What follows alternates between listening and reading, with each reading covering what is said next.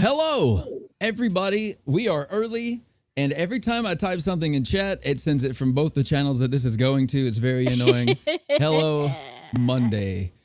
Hello, Pam Frenchman. I was getting concerned. I couldn't find it. Hey, everyone. Hey, Pam Frenchman. And I'm glad you found it.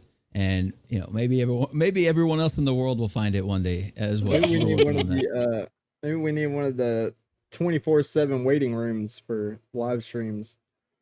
Yeah. What's that?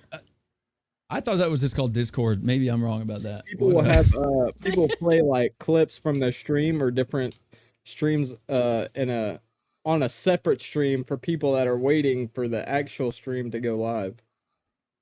Oh, you mean like those 24/7 like rain channels and stuff like that, but just their own videos and stuff?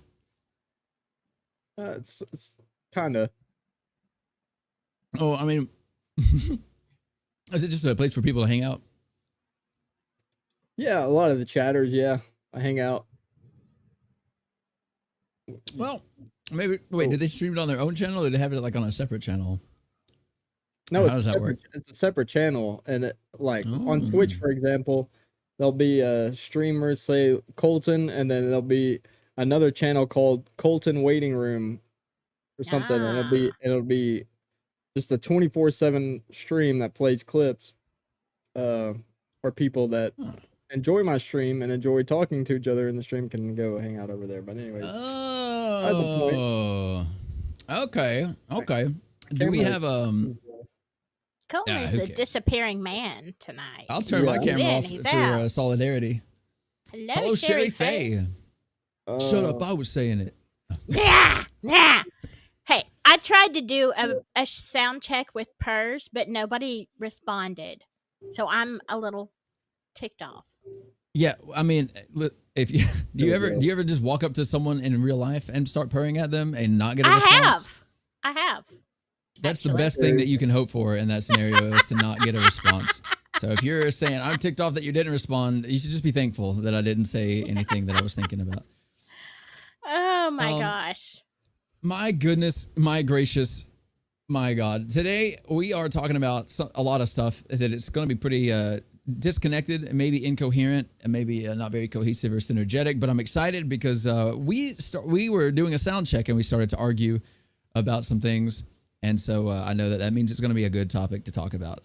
Today, technically, we're talking about conformity or collective consciousness or I'm me because we're us or a lot of other versions of that or whatever I ended up putting in the title. But is God a form of unity? Is God you but in everyone else? You know, like there's just so much stuff that I'm excited to talk about. I don't like conformity. I just don't. No one does. Nobody, everyone. So here, my favorite, I think if you want to wrap up the stream, if you want to leave right now, I think the phrase that you can take with you is that, yes, you are a special, unique snowflake, just like everybody else. I am a special, unique snowflake. I think I'm going to change my YouTube channel name to Special Unique Snowflake. Yeah, that'll probably get you a lot of positive attention. I'm growing. Oh, there he is. I'm growing increasingly concerned that there's like a EMP like, taking off. Hey, what? Wait, what? I was good. That's weird that you did that. That's weird that you did that just now. Why did you do that? Because I like to say, hello, Poppet. It's one of my favorite phrases. So it's weird. Dude, okay, so this is a perfect example. That is so weird because because you see like at the top of the chat, Humanetics and you for some reason also said, let's get ready to rumble. I was going to type just something in chat. And the first thing that came to mind was just me going, hello, Poppet. But I was like, I would cringe to death. That's so silly to do. Like, that's too weird. So I didn't say it, but that was in my brain. And then you said it out loud. That is a perfect example of what we're talking about today. Synergy. Kind of. Sort of? Well, collective consciousness. Yeah, I mean, if you take that phrase, you can probably apply that to a lot of stuff that we're talking about. But it's so weird that people do that, is it not? Like, what is that? What are the odds? It's not because we're friends or whatever. It's not because I appreciate you. When you finish each other's sentences. Sandwiches? Yeah. I will finish anybody's sandwich. Thank you. Send it my way. Anybody. That is a bold statement. You don't know where you say like, I'm hungry. Yeah, I just. I mean, if you say you finish anybody's sandwich, that like goes into like dumpster diving and all that, or is there like a time, like an elapsed time window? No, it has to be fresh, like still in their hands, fresh. But I don't want a sardine sandwich, so I have to retract part of that. No, It has to be in their hand. Like you'll only eat it out of their. You're saying Well, I'm you'll not going only to go eat in it the out of their dumpster. hands? I'm not going to go in the dumpster for it. You'll eat anybody's sandwich as long as you can eat it from the palm of their hand. That's weird. No. That's Like they have it's to weird hand you'd- it to. It's weird you'd admit that too. I don't understand why. It you depends would on the just- sandwich. There are some sandwiches I would eat out of somebody's hand. I'm just saying. What's your favorite kind of sandwich? A steak torta. Steak Oh, torta. Steak I torta, would- isn't that literally just a Philly steak and cheese, but Hispanic? Like it's like white No. cheese and steak and Yeah, green but peppers it's and got guac- jalapenos. Yeah, but it's got like onions and tomatoes and big slices of avocado. Yes, it's got the jalapenos. It is perfection. And I would definitely eat it out of the palm of your hand. I will say there's a Mexican restaurant. Well, not a restaurant. It's like a store. Then they have like a restaurant in the store. And there's also in the same city a Firehouse Subs or whatever. What is it called? Firehouse Sub. Yes, I love Firehouse. Yeah, and so there'll be big fat. Like you can go to this Hispanic eatery or whatever and get like a big fat. Like each half of the sandwich is bigger than both of your. Like it's like each half. It's like two of these, right? And you can spend like I don't know $8 on it. And you go to Firehouse Subs and you'll get like a comparable ingredient sandwich, and it'll just be like a long stick, and it's like half the sandwich for like 1.5 times the price. It's not fair. True. I wonder where they're getting their product. I don't know, but that's why I love tortas. Plus, they just taste great. It's And capitalism's fault. I think the answer to everything, Colton's always it's capitalism's fault.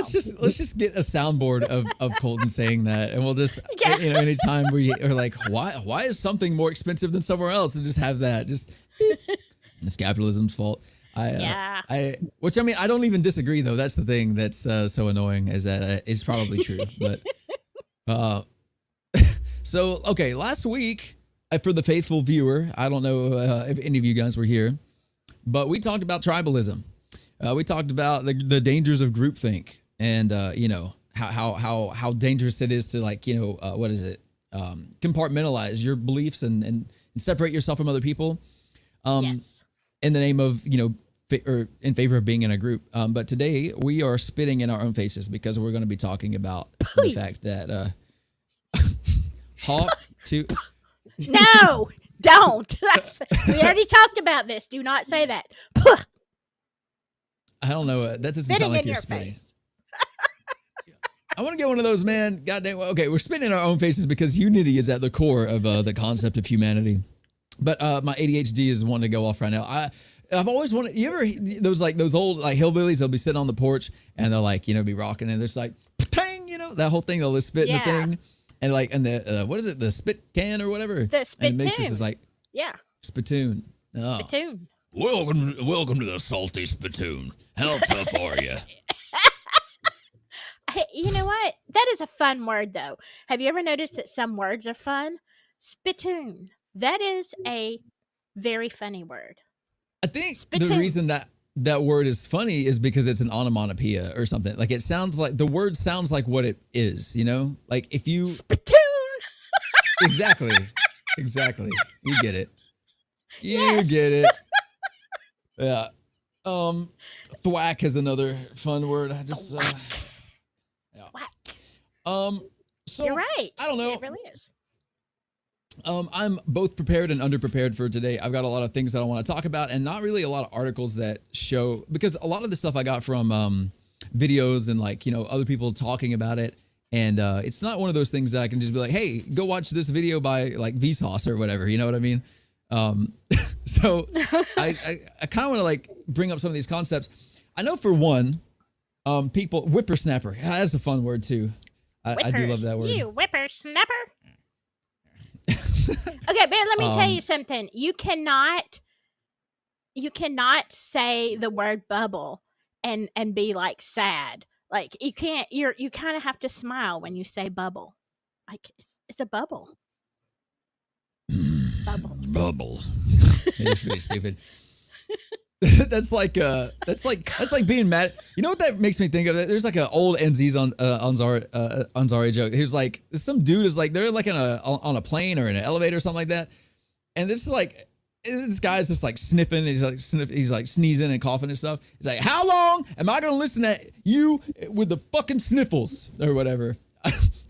Which I just think is so funny because I don't normally curse, but I think it's pretty funny that like. The duality of just like anyway. I missed that bubble. See, bubble. So okay, you guys have you ever died? Died? Yeah. I've almost died, but I haven't died. Okay. Have you seen it happen to other people? This is the Other weirdest way people- to introduce this. What? Yes, I have seen many a person die. I have. That's cool. I wonder if we need to do a look into that. I haven't died. I've seen a lot of people do it around me. That's suspicious. Do you guys ever talk to people who are like really old, like what they think about their lives and when they reflect? That whole age old, like what do people talk about on their deathbed kind of thing? What kind of stuff do you hear them say typically? Do you think? Most people, as a nurse, you hear confessions. Sometimes people need to get stuff off their chest, but as far as their life, most people are only concerned about family, friends, people that maybe they didn't spend as much time with as they now realize they should have. Yeah, at the end, it's all about the people that you feel close to. Do you ever hear people talking about like I did it, I made $1 million, I can finally rest in peace? You ever hear any Never. of that? Not once. Not once.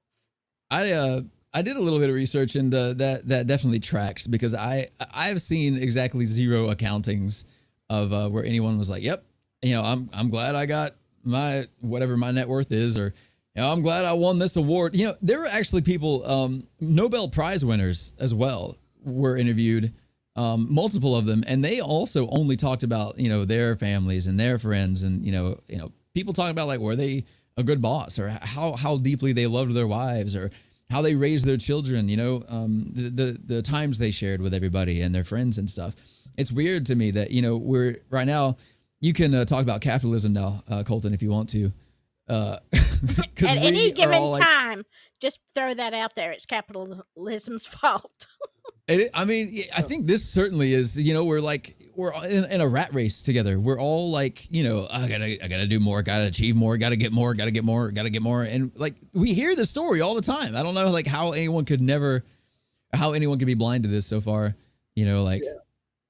I think we live in a hyper individualistic culture for one, where people are encouraged to prioritize personal success and being self-reliant over community, like thoughts of community. That's not really taught as much in a capitalist society, clearly. This is why I always talk about it. But I do think the individualistic mindset is destructive, pits people against each other. It doesn't matter if your neighbor is struggling. All that matters is that you're doing well and that your family's fed. And yeah. Yeah, I agree. See, I'm going to read this on the fly. I haven't. It's a subconscious bargaining mechanism, hoping on the offhand chance that there is an other side, that God will take them there. A lot of the bright lights or tours of hell stuff is bogus. Hey Daniel, I don't know how much of that I agree with. I haven't had a what is it? A near death experience? Is that close enough? Or what do they actually call those experiences? Like yes, like those books they write.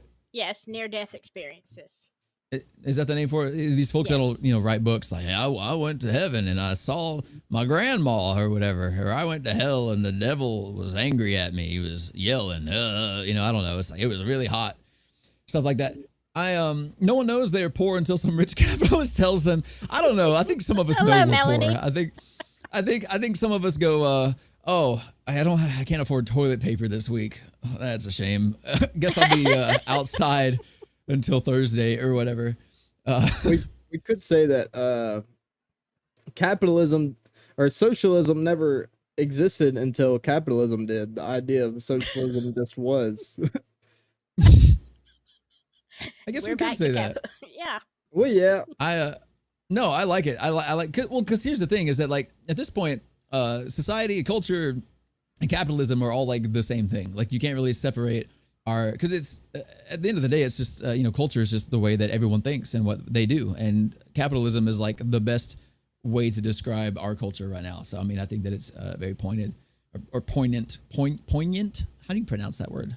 Poignant. Anyway, see, makes good stories, sells a lot of books and movies, but most people saying I went to heaven or Jesus walked me through hell are oftentimes fabricating greatly.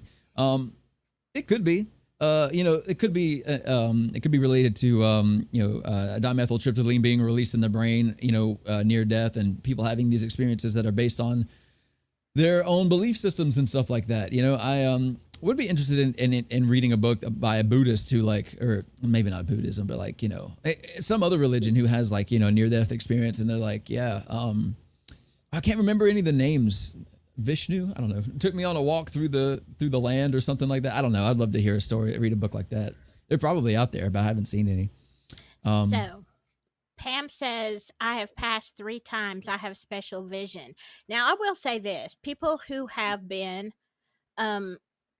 either had a near-death experience or who have had a profound spiritual experience, not always of a good kind, okay? You do. Once you cross that wall, that you cross through the veil, so to speak, in one way or another, you do have special vision. I really would love to. I'd really love to go more into that and break that down at some point. I'm gonna write that down real quick. I'll just write special vision, and then I'll be like, what Hiawatha? the hell did I mean? You guys ever write down just hastily scribble a note down because you don't want to forget something, and then you stumble across it later, and you're like, what the hell does that mean? I do that all the time. I do that. I was going through my Evernote in my phone looking for something yesterday, as a matter of fact, and I found all this stuff, and I'm like, what was I even talking about? What did this note mean? I have no idea. Was I on painkillers when I wrote this? What's going on? I don't know what this means. Apparently, I thought I would remember, but I don't. So something else too. Okay, so we've kind of agree. We're all in agreement that folks on their deathbed, they don't talk about how happy they are that they made a lot of money or whatever, prizes, awards and stuff like that. They talk about their families and the connections they have. I actually got to witness this in my dad, where he's starting to get a little bit very old, and after years of not being a family man, now it's that's all he talks about, and I'll ask him about it, and he doesn't really even understand it what it means himself, but he still talks about it a lot. Blows my mind. Something else that I want to talk about is the idea. So I'm going to read what I've written down here real quick, but marriage is another concept that's currently undergoing the whole breakdown of the tradition of oppressive gender roles and give power back to the women. Men can't control us, and there are parts of that are true and that are valid. Largely, the problem is that men are absolutely clueless because their fathers left them to learn on their own, and society as a whole is not just on the decline, but entirely collapsing because nobody knows or follows the rules. They've been misused, misunderstood, and not taught most of the time. But another thing about marriage that I wanted to ask you guys, there's this phenomenon where when you spend a lot of time with somebody, people will say that you start to look like each other. Have you ever experienced that? Have you ever seen that happen with somebody? I've observed it in couples who are married, and let me not just married, but close. They have a very close, loving bond. Yes, I've observed that in people, but you can tell, if people don't start looking alike, you can tell, they may stay married, but they're on different planes. You think so? I've noticed this. It's really bizarre. The longer that people spend together, they literally do begin to look like each other. And I know that you can, be like, psychologically breaking this down, you can see that they're copying each other's mannerisms and perhaps even their accents and stuff. But like, no. You can literally take a still image of two people standing next to each other and you'd be like, are these couple? Is this a couple or are these siblings? Because they will literally begin almost to morph into each other. It's the craziest thing. Colton, have you ever, go ahead.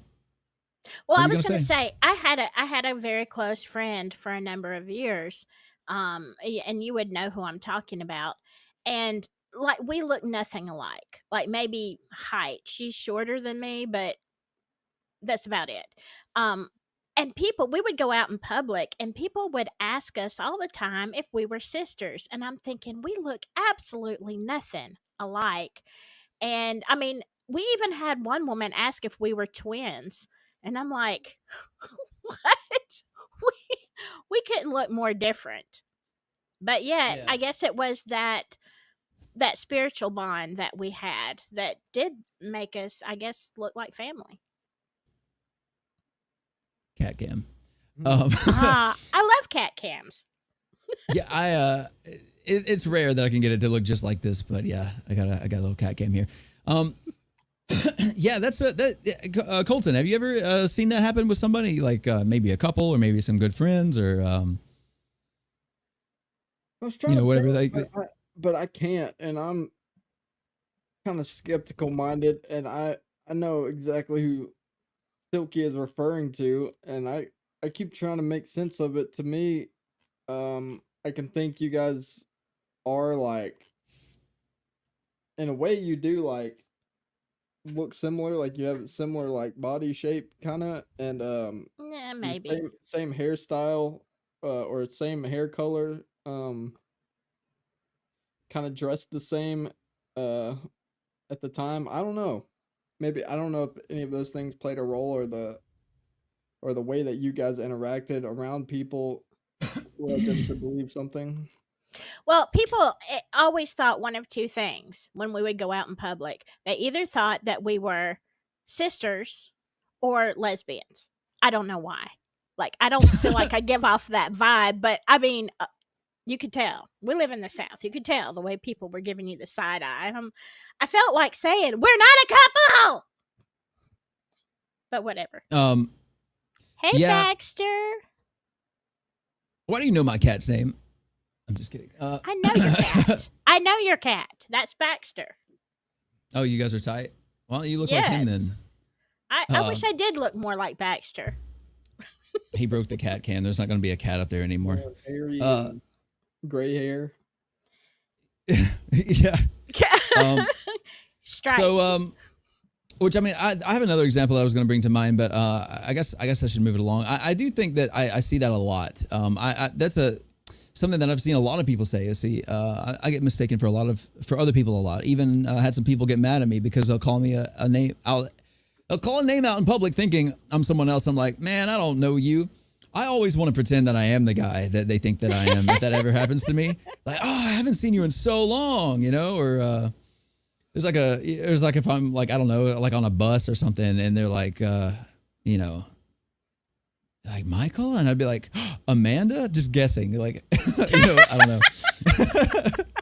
So, no, I'm not Amanda. No. Oh, I guess we both made the mistake. Let's see here. I didn't actually label any of these things. Okay, one other thing. You guys familiar with the concept of like getting a contact high? They say, I think the theory is that like, oh, if someone's like, burning a doobie down and you're, in the room with them, you're going to get like a secondhand buzz and all that. But I know this from personal experience. I've been with people when I was younger. I just didn't drink because I was like, this is wrong. You can't just drink alcohol or whatever. And people around me would be drinking and I'd just be hanging out with them. And like, as the night would go on and they would get progressively more drunk, I would feel progressively more drunk, like a lot, like not just like, oh, I'm feeling relaxed because everyone's chill, but like I would literally feel like, like off balance and a lot looser and stuff like that. Have you guys ever experienced that yourself, like personally, like just being around people who are intoxicated and it like making you feel that way? Yeah, to a degree. Like because I'm allergic, it's not exactly the same, but as far as having the feelings of euphoria and maybe being more relaxed and, cutting up and being a little bit more crazy, absolutely. I Yeah, I would which I agree mean, with that. there's a. What about you, Colton? Have you ever felt that way, or have you always I would agree also with what she said, but I don't think I've ever like felt like drunk, like the actual feeling of being like my vision blurred or dizzy or anything like right? that. Not like actually like impaired, like unable to drive, like the whole actually drinking, but that being around people who are drinking, it like changes your mood. Like even physically, you'll feel different. There's actually there was a test done on there's actually a lot of like conformity tests, but there's this one experiment where they had like 5 actors and then one subject, and they were all talking about like trying this new they were all in like a focus group, like trying this experimental drug to relate the effects, like to see how it felt, to report back. And it was supposed to be like lightly hallucinogenic and all this stuff. And they had the 4 previous actors be like, yeah, like I'm seeing like these shapes and stuff, or the way the audio around me, it just sounds like an echo, or maybe like it has extra reverb or something, and I'm feeling like really relaxed. And they would just go down the line. And with each of these statements, by the way, they would go down like 4 people before would be like, yeah, I'm seeing all these shapes and stuff. And the subject would be like, I wish I could see something. I'm not seeing anything. And then the last person would be like, yeah, I'm seeing like, it's like looking in a kaleidoscope or whatever. And then they'd go and they'd do it again. And they'd be like, I need you to, they'd say like, hello out loud. And the actors would repeat it and themselves. And they would like remark on how they were hearing the echoes, or like there was a delay or something. And one of the most fascinating thing is that 2 of the subjects started to experience auditory hallucinations at this stage. They would be like, yeah, no, I could actually hear it. And then that last stage was, oh, I'm feeling warm, I'm feeling comfortable, all this stuff. And then at that point, the subject was like, one of the most interesting ones was like, yeah, no, I'm prone to anxiety attacks and panic attacks and stuff like that. Which, by the way, I don't know how you're going to be able to be eligible for an experimental hallucinogenic drug focus group when you're like, prone to anxiety attacks. But that's another discussion. But she's like, and I'm feeling like really comfortable, really sleepy. I'm feeling warm. It's like all this stuff. She's literally like creating effects, in her mind. Which I know part of this, goes into the placebo effect, which is a fascinating thing I'd like to talk about some other time. You guys know what the placebo effect is, though, right? Yes. So we know that our minds have the ability to change our physical bodies based off of what it believes, which is already that's another fascinating concept. But the idea that being in a room with somebody, with a group of people, can actually change your body like physiologically. Like you can feel like a different chemical balance and stuff like that. I just think that's so fascinating. And so we have like, these are just a bunch of different examples, right, of how other people are largely important to us on our individual experience of human existence, right? Like the individual, everyone will pass away at some point. And all of these people, when they're at that stage, they don't think about the things they did in their lives. They think about the people they knew. When you get married, you think often about, the experiences that you had with your wife, but people also remark, hey, you guys look very similar. And you even remark, Silky, that you can almost tell if a couple is happy together or not, based on whether or not they start to look like each other, which I think is really interesting. Yeah. So and then, of don't course, marry somebody ugly because, you might. No, I'm just kidding. If you marry a potato, then you better not get divorced because you're not going to be finding anybody else. Yeah, you're going to be a spud yourself.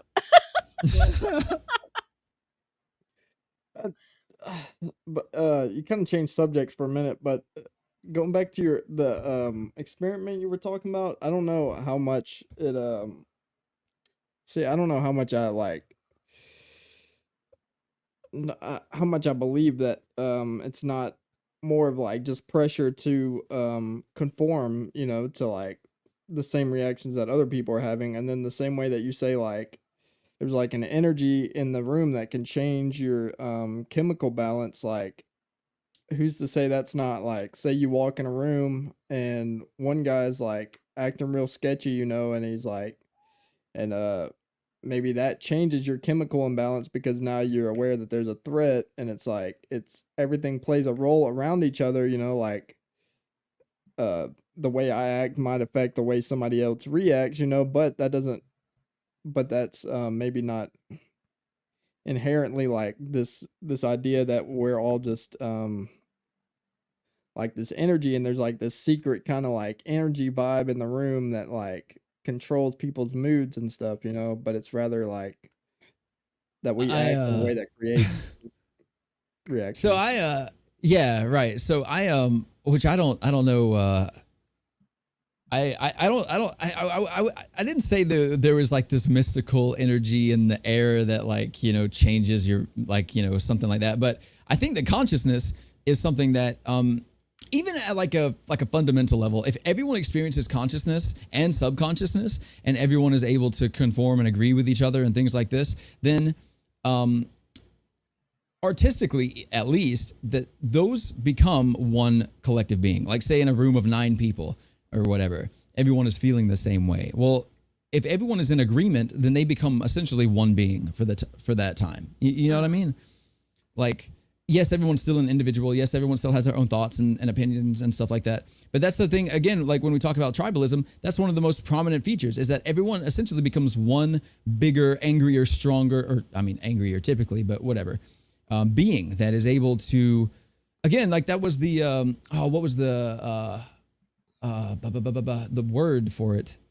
That's how people like that. That's how groups come to radicalism, because you'll have people who are like, yeah, I'm angry that the Westerners are so happy and they're godless and all this. And then you have 10 people who feel that way, and they're like, they develop a culture that's like, okay, if you believe in the cause, then you have to begin, committing acts of violence and stuff like that. Where one person would just be like, I'm just mad about it. 10 people would be like, create a whole structure where you can show your devotion and commitment to the group by, whatever, murder or whatever. I just think that's one of those things where even theoretically, like even on paper, I'm not claiming that it's like some, actual energy, but I think that, like, how do you know the difference, right? You can paint yourself as an intellectual and say, oh, there are facts and then there are people, and we say things and we interact and we react and stuff. But like at the end of the day, like, I guess we apply the term magic to things that we don't understand. Herd mentality, Daniel Price says, leading to suggestive ideologies that may not always be conducive for the greater good. Yeah, I mean, that is essentially exactly what I'm kind of getting at here. That, But let me say this: it can go either way, because I 100% agree, Daniel, and then I also 100% disagree on some ways, that because isn't this how is, percentages work. I know I don't math, okay, I don't math, You have but I know I have 50%, 200% agreement, and I'm splitting it right down the middle. There you go. Anyway, go ahead. Okay, I have more agreement than most people. Anyway, uh, percentages mean nothing to me. She's built different. She's got extra agreement I percentages. do. Please continue. Sorry. Okay. The whole premise of the military, like when you go into boot camp and stuff, is to take away your individuality. All right. You start out, and because you are team building, and you have to think as a unit, and anybody like, so this is so important in battle, in this kind of lifestyle. And so that is Mm, 100%. They have to have you in agreement. That is why you are stripped yeah. of everything to start with. So because it is more powerful to to do something. And then let me tell you also why it can be dangerous. And I'm going to take you back. Those, I know not everybody believes in the Bible, but let's go back to the Tower of Babel, where they decided to build, they're like, okay, we're going to build this building up to the heavens. We're going to basically go see God, which we know physically they were never going to be able to do that. But the problem was that God saw this, and he said, this unity that they have built, this collective consciousness, this collective ability physically, and every, unity is, the Bible says, there. well, literally, there is nothing that will be impossible to them. So even Mm. though they would not physically be able to build a structure that way, the point is they would find a way. And so that is why the languages were divided. And different people, like, all of a sudden, if we couldn't communicate, I'm speaking, English, and you're speaking German, and Colton's speaking French, and we don't know the languages, we're going to give up. Okay, we're just going to trot off with the same group of people that we speak the same language. It'd be a much And more interesting podcast, though, if we all spoke different languages and didn't know what each other were saying. that would be hysterical. Hello, Daniel Barry. Yeah, I just but that's the thing. See, there's two sides of that coin. It can be tremendously beneficial, and it can also be tremendously destructive. Colton, did you have something you were going to say there? Basically what she ended up just saying. God, we bounce between so many points, but I think obviously collective unity is important for like war, and like for power or any kind of like large collective movement, right? But it's dangerous because then people, if you're not scrutinizing the very ideas that you're pursuing, right, then it's dangerous because you can lead to things like Nazi Germany, and where people I love the Holocaust is and all that. It's such a fun topic to always like. It's connected to so many different ideas, but I also do that all the time. Yeah, which I'd like to mention. I've always thought about the concept of boot camp and removing your individuality. I always viewed it through the lens of it's so that the commanders and captains and all this stuff, they can essentially remove variability. But I never thought about it in the context of these individuals actually becoming their own individual entity. You know what I mean? Let's say I have 10 privates where they originally were supposed to be led by one squad leader or whatever, but they essentially become their own being. It's almost like having one really tall guy who's like 10 guys tall or whatever. If you remove all the individuality and create one person, I think that's very interesting.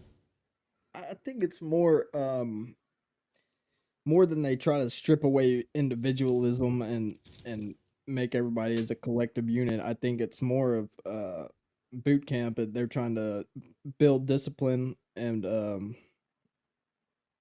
resilience within people. Well, right. Well, I mean, psychologically, the main goal is to make it so that when you hear an order, you just commit to the order. You don't, is this the right thing to do? Should I do this? How do I do this? Like, that's what all the yelling is about. So that when you're, under fire or whatever, I say, get down. You're like, well, why do I need to get down? What's coming? Because that'll often lead to, not great consequences. So that's very interesting. One last example that I wanted to bring up was that, I don't know if you guys ever heard of, Solomon Asch, or the I don't know if it's called the conformity test. I forget what it was called, but it's pretty popular in psychology.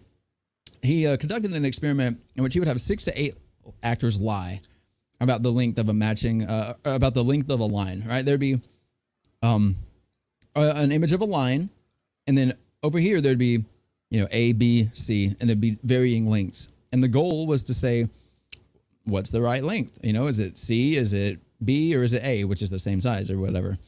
And they'd have essentially 5 people go before the subject, and then like 1 or 2 people go after the subject. And the first couple times they would tell the truth. They would be like, yeah, it's A, and everyone would be like, yep, that's the right size and all this. So that they're like, okay, these people are normal or whatever. And then about the third time, they'd say like one of them that is clearly not correct. They'd be like, that's the right one. And they're like, C, and like C, like all the way down the line until the subject's like, guys, it's A. It has to be A. The C is like 16 feet tall and whatever. It's like, this is absurd. And oftentimes the subject would like still stand on their ground. They know they have eyes. They can look at what they're seeing. You know what I mean?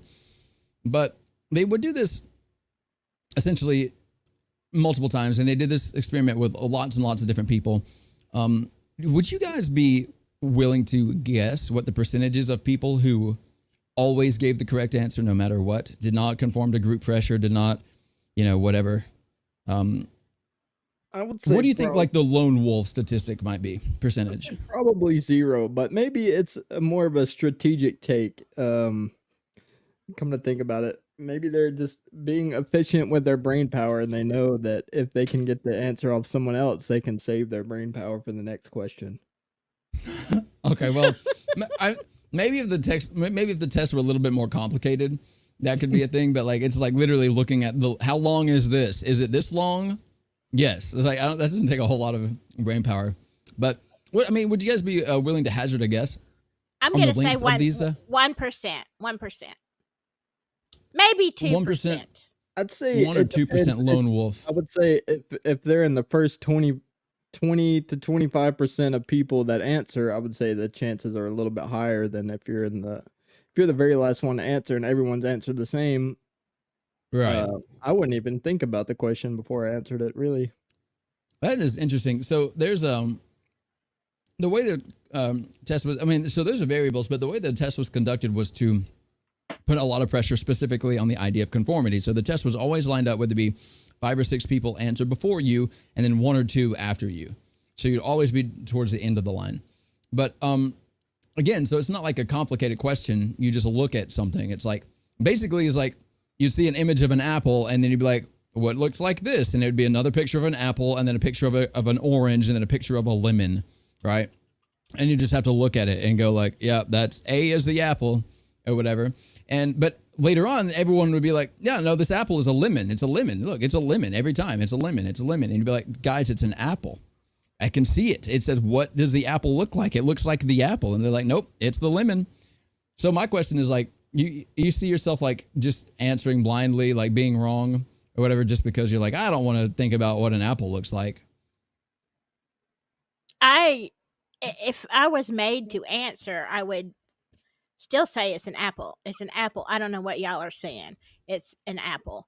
But if I really just wanted to check out, and this is sometimes what I do, I think in a collective situation like this is, I'll just, be, what did y'all say? What was the question? I don't know. I don't understand. You just keep going.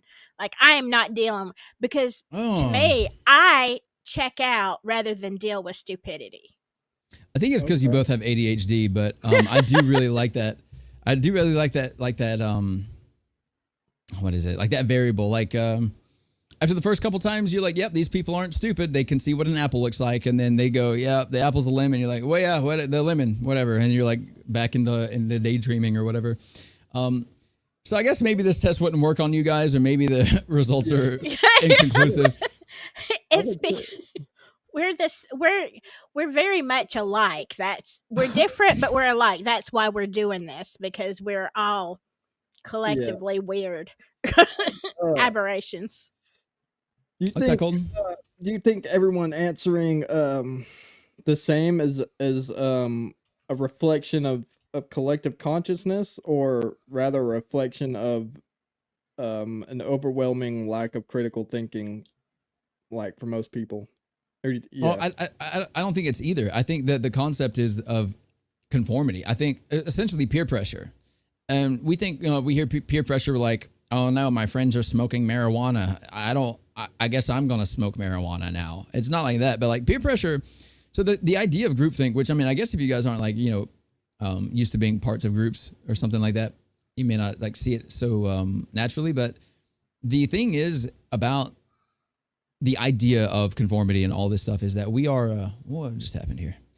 We are all designed to get social feedback, emotional feedback, intellectual feedback, experiential feedback. Like everything that we do, it doesn't really matter unless we relay it and we get like a soundboard, like we get like it bounces off of somebody else. Which that was what we were arguing about before the stream started. Okay, but before you go further, they're asking in the chat, what is the percentage? Do you have the percentage? Sorry. So so okay, 23% of the subjects always gave the correct answer, and 72% gave in to answering incorrectly on purpose at least once. And the rest, whatever the remaining percentage is, they completely folded. They're like, okay, I'm wrong. I'm wrong. I can see an apple as an apple, but they're all saying lemon, so I'm saying lemon. You know what I mean? There's like a small percentage of those people too. But 72% of the time, people would be like, no, that's clearly an apple, but okay, lemon, I guess. And they just wait for the next question and just be like, maybe, hope that they were an anomaly, that they saw things differently, you know? I want. This isn't exactly a question, but I kind of want y'all's thoughts on it.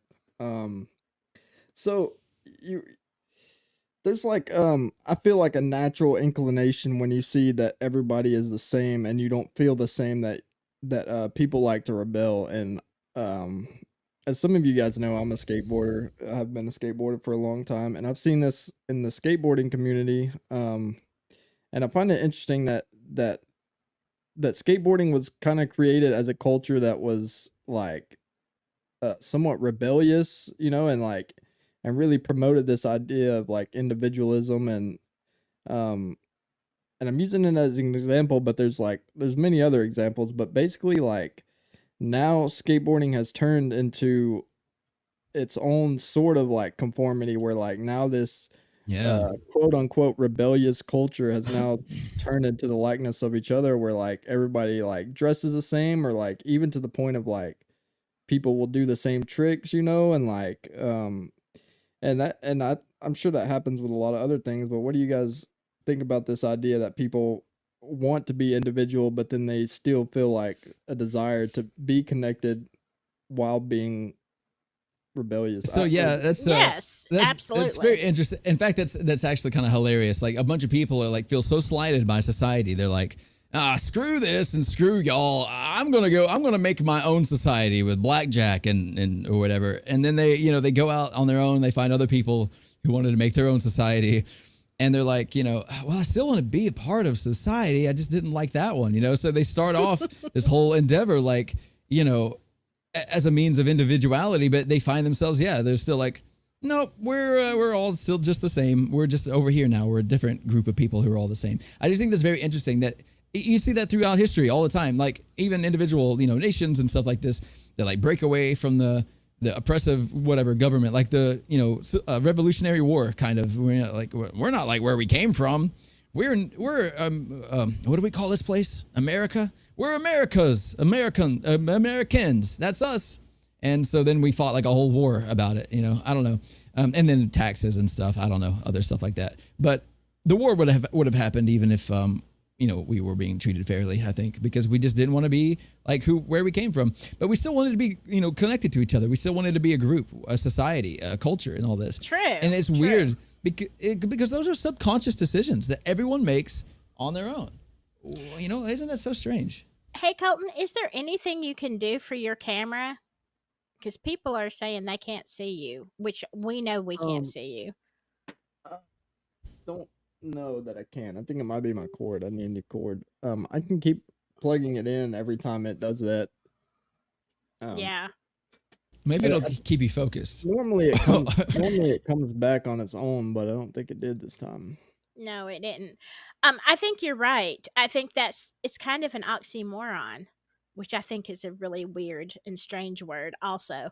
But it's like we want to be separate, we want to be individuals, but we want to be individuals with the same group of people that want to be the same kind of individuals, because we still basically want to be a group. But now we're just a different group. We're not your group because our group is better. Right. Yeah. It's crazy. So the last thing, this is where things are going to get a little bit interesting. We've been live for an hour. I didn't even realize that was fast. So this is what we were arguing about before stream, and I wanted to go ahead and have this argument.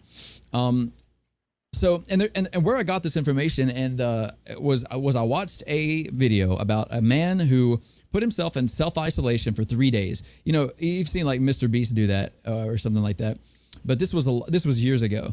He self-isolation. There was no stimulation. There was no cell phone. There was no book. There was literally water in bottles and food in bottles, a toilet and a bed, and the light was always on. And the guy was a very smart guy. I mean, he was like, well, I'll tell you, it was a Vsauce video. It was actually, I think one of the first episodes of Minefield, like season 1 or something like that. It was Michael did this. And of course, Michael is a very smart guy. He's very inquisitive. He's like 22 something, 30 million subscribers on YouTube, very, pushes the boundaries of what's possible and stuff. And watching this video, it was so fascinating because he was sitting there, and the one thing he had to do for any sort of,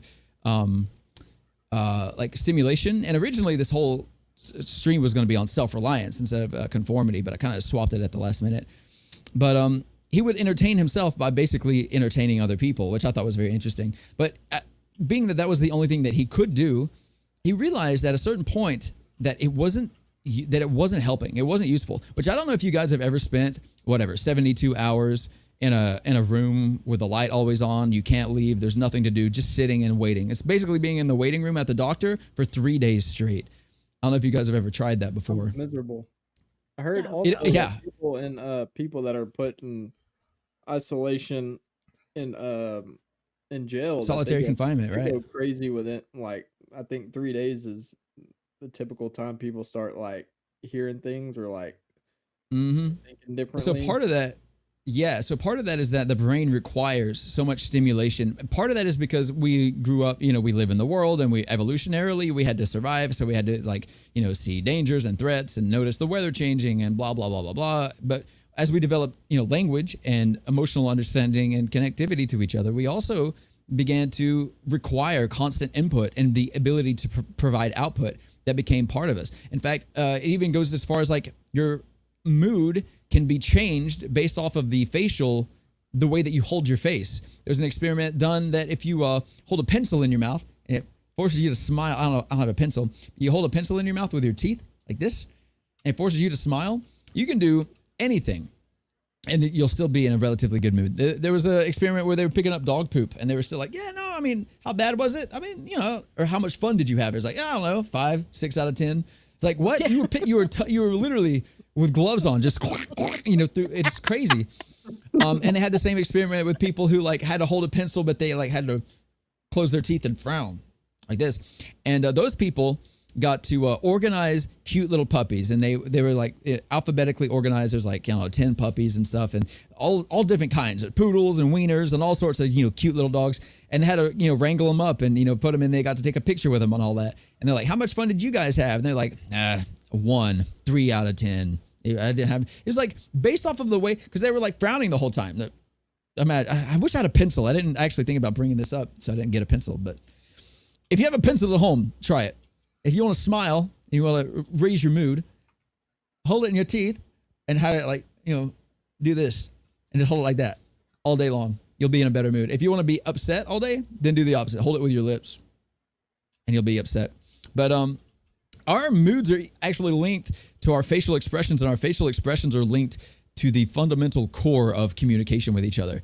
And the brain requires so much of this sensory input that if you isolate yourself, you again, and that was one of the parts that the video talked about as well. They actually talked about talked to a guy who had spent many a time in solitary confinement, but he was essentially trapped in this room by himself. And the thing that he remarked on the most, being that his only form of communication or entertainment or anything was to talk to a camera and try to entertain people, he realized, to himself at least, that he could not enjoy or even actually fully experience this. Like, he was still trapped. It was still like there was like this tension, like this whole experiment. It was boring and all this stuff, but it was still something interesting to talk about. But until he walked out of the room and began to talk to other people about it, it's like what he said is that he literally, it's like the experience didn't happen. And I took his opinion about this, and I thought about this myself, and I realized that I don't enjoy anything. I don't actually experience anything until I've had a chance to actually tell other people about it, even like my own internal revelations. You guys know Colton and Silky. There was a video I told you about that's changed my life, and I sent it to you, and I'm still like trying to get your opinions out of it. And I'm like thinking about right now, like why I even do that. Why do I care what you guys think? It already was beneficial to me, but like there's still a part of it that like it's not complete, until I hear your perspective. You know what I mean? Especially if we agree, because it builds excitement. Like when you tell somebody, oh, I just saw this or whatever, and you spill out a concept and they're like, oh my gosh, yeah. It's like you have instant community. Yeah, I want to watch it. I feel the same way. So that's a whole other can of worms for me, because I actually prefer it when people don't like it, and I'm like, I get enjoyment out of like convincing them and talking about it and hearing their opposing view and stuff like that. That's a whole other thing. I don't know if that's a personality quirk or what. We are all the 1% in our own ways. True. I mean, that's very fair. But yeah, like you know, I don't feel like so I have a buddy who's like really kind. He's like really smart and all this, and I'll show him something. He's like, yeah, that's cool. And then I'm bored. I'm like, well, whatever, But if he's like, this is stupid, I don't like this. This is whatever. I'm like, oh, why? Why can you explain that? Oh, I want to show you all the reasons I think this is good. It gives me an excuse to talk about it in length and detail and like have a purpose to it. And then when he's like, actually, no, you know what? I actually see your point of view. Then I'm like, yes, I knew I was right. I knew this thing was a good thing to like. I'm very smart, or whatever. That's how I feel to myself. But I mean, at the end of the day, no, I mean, it is essentially the same thing. It's like even things that we experience on our own, we almost require to ourselves to hear it from somebody else, to like throw that information out there and then hear what comes back. And then that's how we can like really wrap it up and internalize it and fully experience it. And that's what I was talking about earlier. But Colton said he didn't agree, but he also said he wasn't entirely sure he understood what I was getting at. So what do you think about that, Colton? Well, you said that you think you don't truly experience something until you share that experience with someone else, or like for example, like you tell them about it, and I said I think that perhaps that the act of sharing it with someone else is in and of itself an experience, and that's where you disagreed, I believe. Right. So okay. So I was saying that essentially the whole experience is comprised of those multiple parts. But you were saying that like, yeah, no, I can go out on a hike, for example, see the top of a mountain and the beauty of it, and I can internalize that experience. And it's something else entirely to tell somebody about that and how it felt. That you can still appreciate that experience and all that by itself without ever telling somebody about it, but that telling somebody else is like a whole new experience, a whole something else. Whereas I was of the argument that it's like, yeah, you can appreciate the mountain and all this, but it isn't until you share that moment that you had with somebody else that it really becomes like the full sandwich, I mean, I agree and disagree because of course you do. 200%. 200%. Daniel Price said earlier, I'll be doing fractions next week. Yeah, next week. So he learns fractions. Well, we'll see about that. But no, like I agree that it is a better experience when you can share your experience with someone who is like-minded. It does make the whole sandwich. But, here is the thing for me personally. I am also a fan of the pizza, which has no top part of the bread, It's just an open sandwich kind of. And if I don't find a person that has the top piece of bread, I still, even in myself, even when people tell me, well, that's stupid, I'm thinking, I'm not rude usually. And God. I'm thinking, well, you're stupid. Argument. You're stupid. But I'm thinking, well, you know what? I thoroughly enjoyed it. And I'm thinking in my head, I don't really care what you think anyway. I found it enjoyable. Yeah, you're thinking like, I mean, yeah, the open face sandwich. God, you're making me want to argue with you. Like, what is a sandwich? Is an open face sandwich a pizza? Is a hot dog a sandwich? Is cereal soup? Like, get out of my head. I don't want to think about that kind of stuff right now. But you're welcome. I mean, right? Yeah, no, I didn't say thank you. But so you're saying essentially like even if the sandwich doesn't have a top and that it is essentially a pizza, you still enjoy it? Absolutely. But a sandwich is more enjoyable. Yes. Yes. Okay. It is more, you have the fuller experience if you can experience it with another person, absolutely. But I'm just the kind of person that I'm going to enjoy my half a sandwich no matter what you think. But Okay. where do Daniel, we draw the line and define exactly what entails an experience? Because maybe that sandwich was a multitude of experiences, like maybe the process of making a sandwich, or maybe even just taking out the bread and then pulling out the mayonnaise. Each one is an experience, or maybe they're all enveloped into one overarching like experience. But how do you define uh kind of that's a good question. So say I go to like, I don't know, Morocco or Amsterdam or something, and like yeah, like every like while I'm there, the first morning I wake up, I'm like, oh well, yeah, I'm in a completely different country. That's amazing. That's an experience of its own. And then like getting dressed and going down into the hotel lobby and smelling the continental breakfast and having some of that. Yeah, that's an experience. And then going doing whatever else activities you do when you travel. I've never traveled. Sorry, I'm very not worldly, but those are all individual experiences akin to like pulling out the mayonnaise or grabbing the bread or whatever. But when you tell people, you be like, yeah, I went to Amsterdam, and they're like, that's cool. But it's like the difference is between like eating the whole sandwich in one bite and being like, I guess that's nutritious. Whereas it is, savoring every individual bite, where you have a friend that you go, oh yeah, when I went to the coffee shop and they smoke a lot down there, and it was just smoky, and it was just tobacco pipe smoke. It was beautiful, and it smelled so good, and the coffee tasted different because of it, and all this, and that's like savoring each individual bite, and really enjoying the whole sandwich. Yeah, and it depends on the receiver, because if that person that you're telling that story to is invested in, like, I have always wanted to go to Amsterdam. This is so cool. You kind of relive that whole experience. I think the Exactly. pleasure comes you as you're describing it, you're having all the feels again. Now, if you're Hmm. telling it to a person who has no interest in Amsterdam but does love to travel and is vaguely interested but really wants to see China, they're not going to be as excited. Therefore, your experience in telling them is not as fun Yeah. either. And then lastly, the person who wants to relate to your experience by telling you about their experience, it's like instead of you getting to enjoy the sandwich, it's like they want to eat their sandwich in front of you but louder. You're like, this was good. And they're like, no, mine was good. You're like, well, okay, but I mean, but then I went down to the boardwalk, and they're like, yeah, but I went kite surfing. It's like, Yeah. I don't know. It's like, yeah, I mean, I guess you can still enjoy the fact that you're eating sandwiches together, but it doesn't taste as good. It's like you still get to savor the sandwich piece by piece, I guess, but it's like, while you're eating your sandwich, you're just thinking like, should I've gotten avocado instead of tomato on my sandwich? You're looking at their sandwich. It's just less enjoyable, which, I mean, that's the whole thing about, do we enjoy choice and all that, which is another topic, but for another day. So, I mean, I don't know. At this point, I'm kind of like in the ether of thinking. I'm all over the place.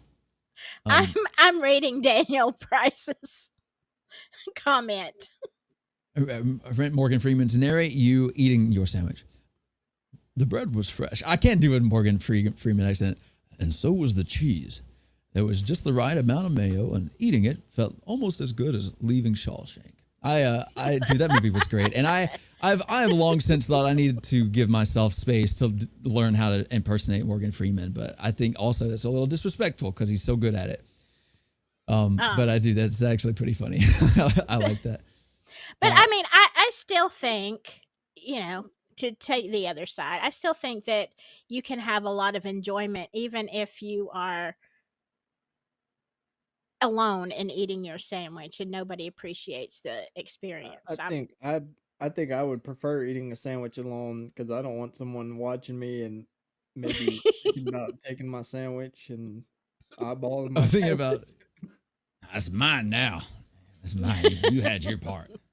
And, Daddy gets half or whatever. I don't know. But I mean, this that Daniel said was very interesting. Feedback is good. A lot of people, though, nowadays want echo chambers, which is bad. Some people some want a feedback loop of nothing but validation and good vibes only, and it creates unrealistic expectations. I think the difference True. is like if you're sharing an experience, I think the you can have someone who's like, yeah, you're eating your sandwich, and they're like, yeah, that's a good sandwich, isn't it? Good. Yeah, enjoy your sandwich. Good boy, or whatever. I don't know. But then some people like me, done correctly, be like, when you're eating the sandwich, you'd be like, do you taste the tomato? You know, like you know, they're eating it, and I'm like, you know, I draw their attention to a particular part of it, where they're absorbed with just munching on the whole thing. You know, I think. So what I'm getting at is that some people just be like, yeah, good job eating the sandwich. I bet it tastes great, you know, but people don't like, you know, good vibes and stuff like this. People don't argue, or they don't like, you know, like nitpick each other in productive ways, you know? Whereas like, again, if I'm like, do you taste the tomato? People might be like, I didn't want to think about the tomato. Now that's all I can taste. But more, you know, mentally developed people can be like, ooh, I do taste the tomato. And now I see how it creates like this symphony of flavors in my mouth, you know? This metaphor, by the way, has really gone off the rails. We've been talking about sandwich eating techniques for a very long time. But I mean, I think it is. I mean, I think it does show human nature. Although with the whole oxymoron of this, I love that word. I'm saying it again. Of the whole situation. I was thinking of OxyClean. Billy Mays here. The good power of OxyClean or whatever. Anyway, you are an oxymoron. But you're an oxymoron without the first three letters. Please continue. Go ahead. No, the thing of it is it's kind of like a catch-22. Let me just put it that way. You want and need individuality because that is important. Because if we all have the same group think, we cannot function except in one direction. It's very necessary to have people to break off and say, I don't like this group think. I'm going to start my own group think. And so you end up with all this. There is strength in both ways. So it's kind of like, you know, feeling that connection is important. Also, equally important is feeling dissatisfaction and disconnection. Yeah. It can be, sometimes it can be harmful to break off and be individualistic, though. Sometimes people do it in a dangerous way, you know, and very, you know, like go murder people and whatnot, and you know, F the government. Who's to say that's wrong? Shoot at police, something. Yeah. Who's to say that's really wrong, though? I'm just kidding. It is. No. I was gonna do this. It's never mind. Stupid. No. So the thing that I wanted to talk about, which kind of brings all these things together, is a cat butt for you, by the way. Oops. I think that so the title was something like, is God yourself and other people, or something like that. There's a lot of different titles I was playing around with, and I didn't really settle on one.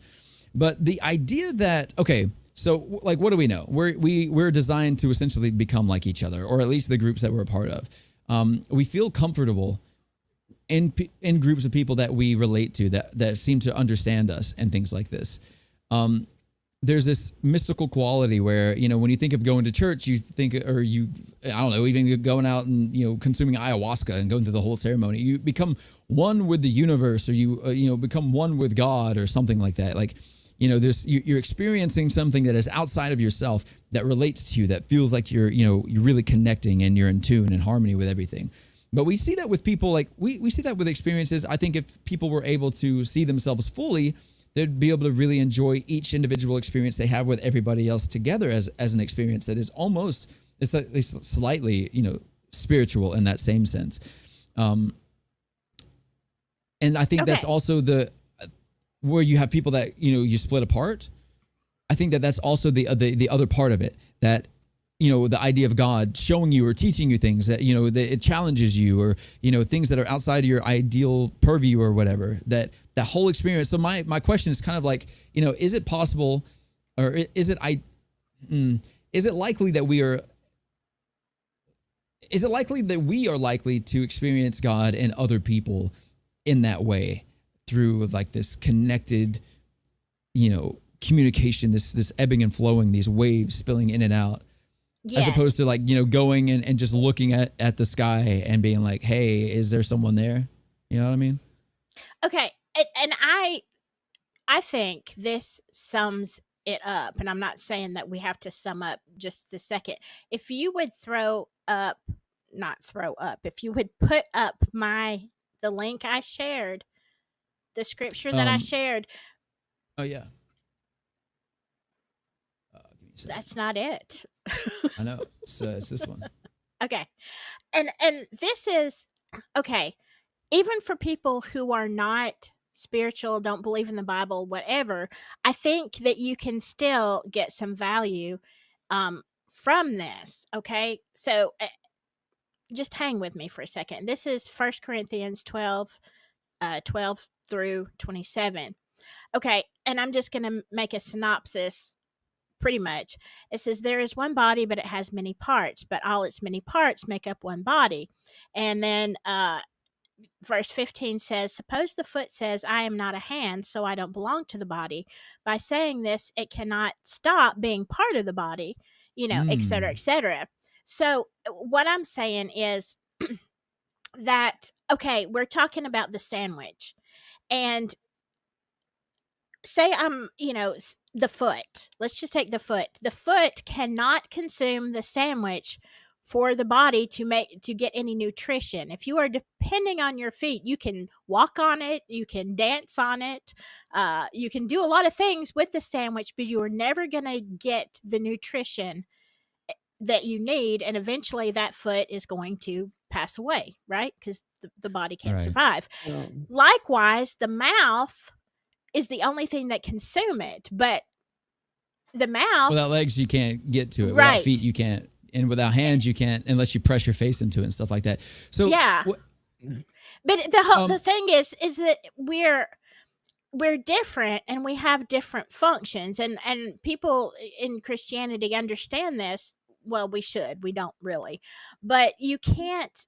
I mean, I think society as a whole, the world as a whole, you can't look and say, okay, but you're a foot and I don't need you. We do.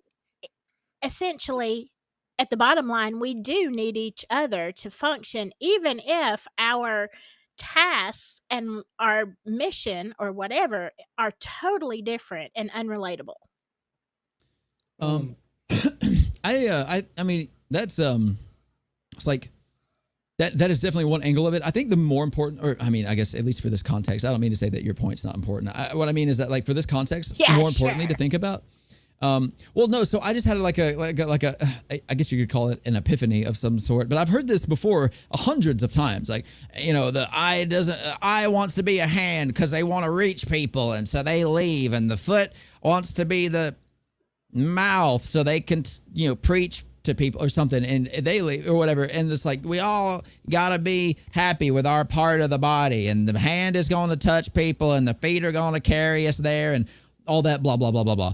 But what I never thought about was the context of using this like a real fully fledged metaphor or analogy or whatever, where and bear with me, this is a fun concept if we can get there. I think, is it more fun than the sandwich? Yes, because it involves the sandwich.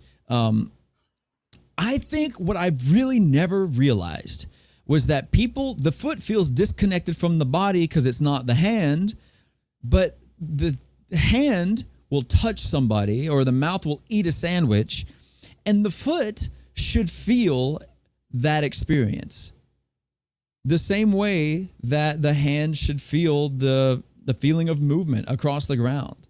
That every part, they do their own part individually, but the key is to experience it as a body, as a whole. The foot feels like it got to eat the sandwich. The hand feels like it got to travel, etc. But we're so like, we draw lines on our ankles and our hands and around our eyes and mouths, and we're like, you can't come in here. This is the mouth zone, and the mouths only talk to each other, and the eyes only look at each other. You know what I mean? It's like, but I think that's like the fundamental problem. It's kind of like I said, this is the epiphany that I have. Like, when I say, like, do we experience God in everybody around us? And I think the answer is we should, but we don't. And it's because we see ourselves as individuals. We see ourselves as inherently disconnected from other people, and especially people like me who are particularly weird and bizarre, and they don't feel like they relate to other people and things like this. I don't get to have those experiences. When someone has a child that graduates college or whatever, I mean, it's like maybe if you've had your own child and they graduated college or you have thought about it, you can, partake in the joy of that kind of thing. But I mean, there are experiences that like people do not get to have, they'll never get to fully relate because they've also done it. Right. But you can still, if you can let your guard and walls down, you can experience things vicariously, but in a not like a vindictive or whatever type of way. You can experience things from other people vicariously in a way that builds you on your own as if it happened to you, not just intellectually taking people's experiences and being like, oh yeah, he shot at the cops and he went to jail. Don't do that. Check. But it's like understanding the emotions of like where that person came from and, their story as they tell it and how they got themselves into a shootout with the police and all this. And it makes you can see like anger in your own life, and you can see like, okay, I'm not going to shoot at the cops, but I'm going to yell at my children. And you see like that whole thing, and it builds you, and you take someone else's experience. You actually get to share the sandwich, or at least you take the recipe for their sandwich and you get to make your own, you know what I'm saying? Does any of this track with you guys? Am I being too theoretical? I mean, no, I understand, and I think it's a great I- to strive for something like that. But I'm just thinking, like, literally, okay, because we're talking about my feet have never been happy about the torta I've been eating. My hands, yes, my mouth, my brain, my eyes, but so how do you, I guess, how do you do that? Do you let your feet feel the joy of the sandwich?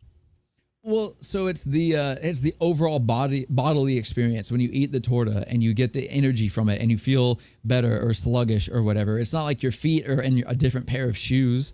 It's like your body is your body. It's all connected. It's all one being, right? Your body is comprised of millions of different cells, skin, blood, whatever, bone, brain, all this stuff. But it's all, when you eat the torta and you feel good, the energy goes to your entire body. Your feet feel what feet feel. They don't feel what the stomach feels, but they feel what the stomach feels through the lens of being a foot. You know what I'm saying? Yeah. Like they're only going to be a foot, but they experience what the stomach got to feel through the lens of what it's like to be a foot. But people now are like, well, a foot can't eat, so I can't eat. You know what I mean?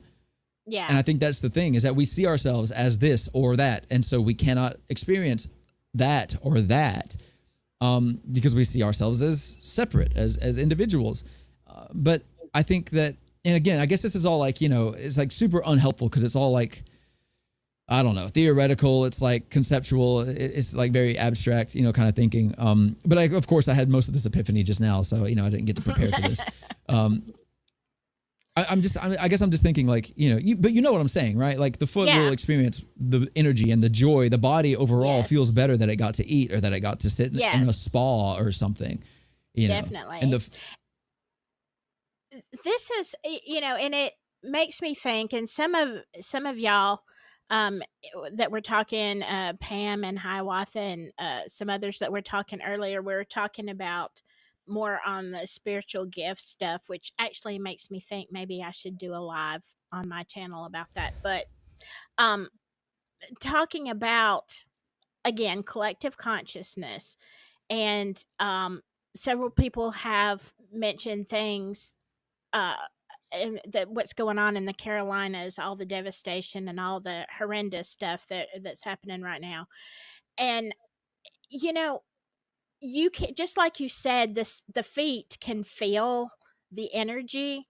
I feel like when we are trying to feel, when we have any bit of spirituality or zone into the collective consciousness, we feel hurt and pain. For other people and other nations, like let's just say in the US, when we see something, the media shows something like this, and we, our hearts go out, we and classify it as empathy, but yes, you're saying that are you saying that it's beyond just, oh, I feel for you, but it's like collectively we take a hit. Yes, I think we do. I think we do as human beings, being spiritual, whether you want to be spiritual or not. You've got a spirit. I'm sorry. You are what you are. And I think that we do pick up even people who are not that spiritual. You still have the innate ability to feel, unless you're a sociopath. But you have that ability to feel for other people. And so, kind of like the foot feels the energy from the stomach, and as it goes to the rest of the body, I think that is something. And I think that we need to, as humans, understand that we aren't an island by ourselves. We want to be, some of us, and I will be the first one to say that throughout my life, I have wanted to be an island. Just leave me alone, stay off my island. It's just me. But it's not healthy, and it's not and there, it's just because psychologically I'm messed up. Okay. And I have to, I am, because of childhood experiences has made me feel isolated, and that is why I have always had to go out and interact with people, um and see and feel their tragedy. And like I have told y'all, I never wanted to be a nurse. That was the very last thing I wanted to be. And, it was a long story, but like this is something that God made me do. And it wasn't until many years later um, that I realized that it was so important, because of my past. I had no empathy. I didn't know what it was to feel for other people until I was faced with life or death and horrific situations. And, now if a patient just gets teary eyed and starts to cry, like I'm right there with them. I'm squalling too. And it's not, I don't even know the people that they're crying about, but it's that change that can happen when we really zone in on more than ourselves. You know what I'm saying? Does that make any sense? Am I just rambling? Yeah, no, I mean, no, I understand what you're saying. And I think the thing is that for people like me, who I consider myself in large part a sociopath, because when it comes to empathy, I am not reactive, in the sense that like when something bad happens, I don't immediately feel it, towards somebody else. So for me, I have to think about it. I have to really absorb the information. I have to really like put myself in their shoes, where some people are better at that. Some people naturally see like, oh, your house was flooded, and they feel terrible. They feel really pain. I have to, I don't know. I have to like go through the whole psychology, like think about like what it would be like to be this person, to have this life, and to have gotten to where they are, and really put myself in their shoes, and then see everything be wiped away and all this. And then I can start to feel empathy. And I think that some people that we all do take a hit, and that maybe maybe I am a sociopath, or maybe I'm like, just a different part of the body, right? Like maybe I'm like the prefrontal cortex or something. I don't know. But, I think that I think the thing is that it is true that we all do. Even I think the key is we all see and experience things differently, but they all have the same effect on us. But the effect that it has is not seen as the same effect. Do you know what I'm saying? Just like with the foot and eating, like the stomach is like, I'm full. The mouth goes, yay, jalapeno. And the foot's like, I get to walk now. I'm not too tired. But we all go like, foot can't eat. The stomach can't touch a sandwich. But it's like the experience is divided into multiple parts, and it's experienced differently for every individual person. I wanted to show, which this isn't really that important. And let me just say this. When it comes to pain, y'all know, anybody who has ever caught their pinky toe on a door jamb or something like that, the pain that goes through your whole body on that one little tiny toe that you don't even notice. If your toe is not hurting, you don't even remember it's there, really. But you are acutely aware to even the strands of your hair hurt when you stub your pinky toe. And that's a body collective.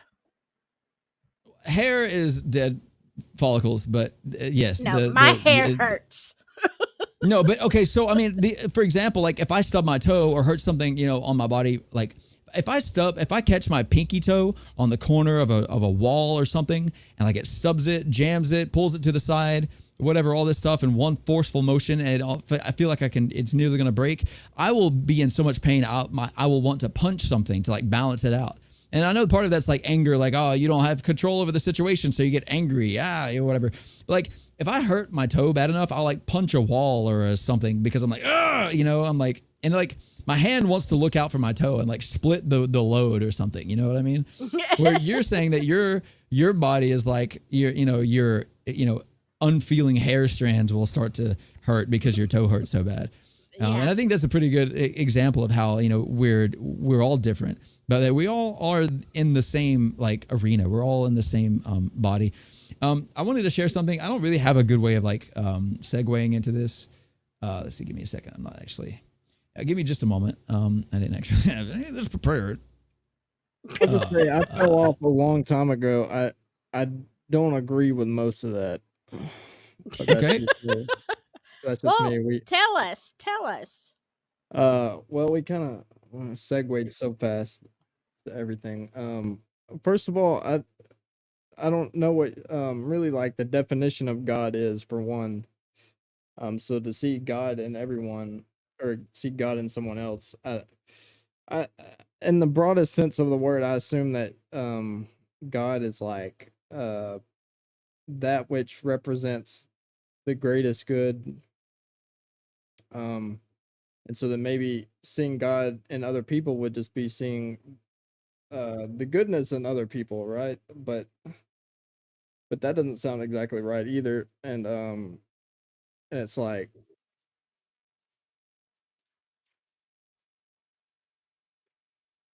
I think that God is a lot more, as a definition, is a lot broader than that. It's part creationist, it's part individuality, it's part of connection, but it's also part where we find ourselves, like at home, where we'll find home in at the end of days or whatever.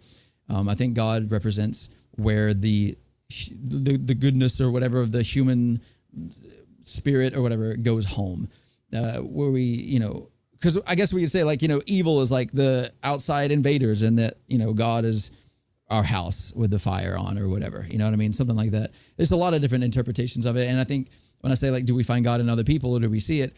I think it's like, where do we all come from? Who made us? Does who made us have a personality? Does who made us want us to become a better person or a different person or see things from different perspectives or grow or change or any of that stuff? And God is also like, who cares for us and who looks out for us and who, in the Christian version, at least, who loves us and all this.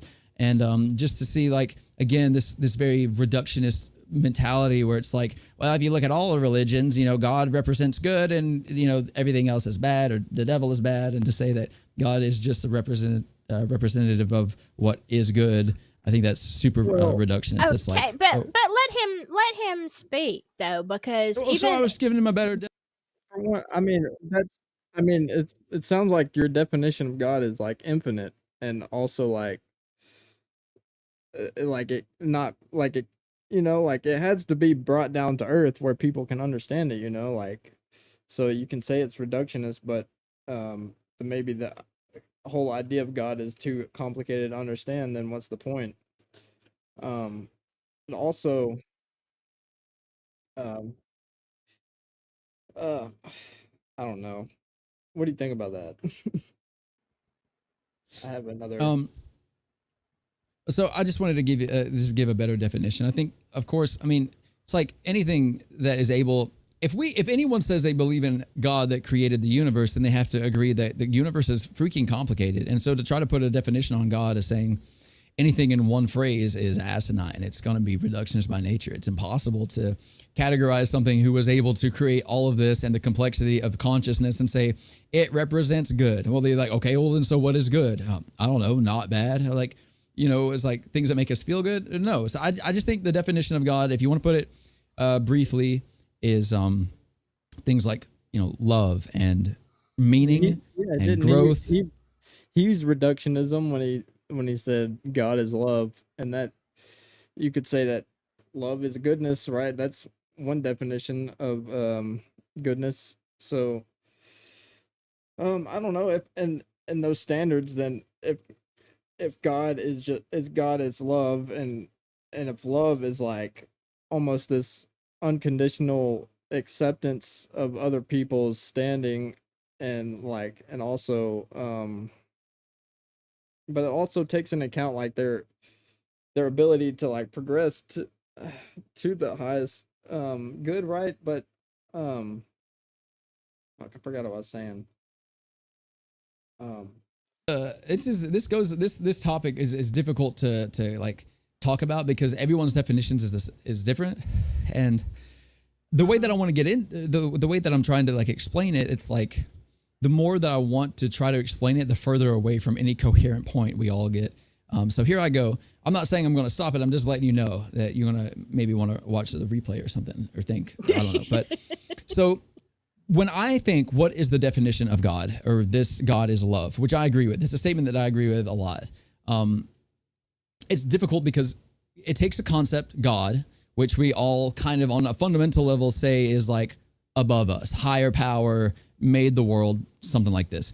But then we say, what is God in terms of humans, or in relating to each other, or how does that creation of us relate to us? Because a lot of people say that we're just the universe observing itself. And so in that sense, God doesn't really exist because consciousness is all that there is, and rocks and stuff.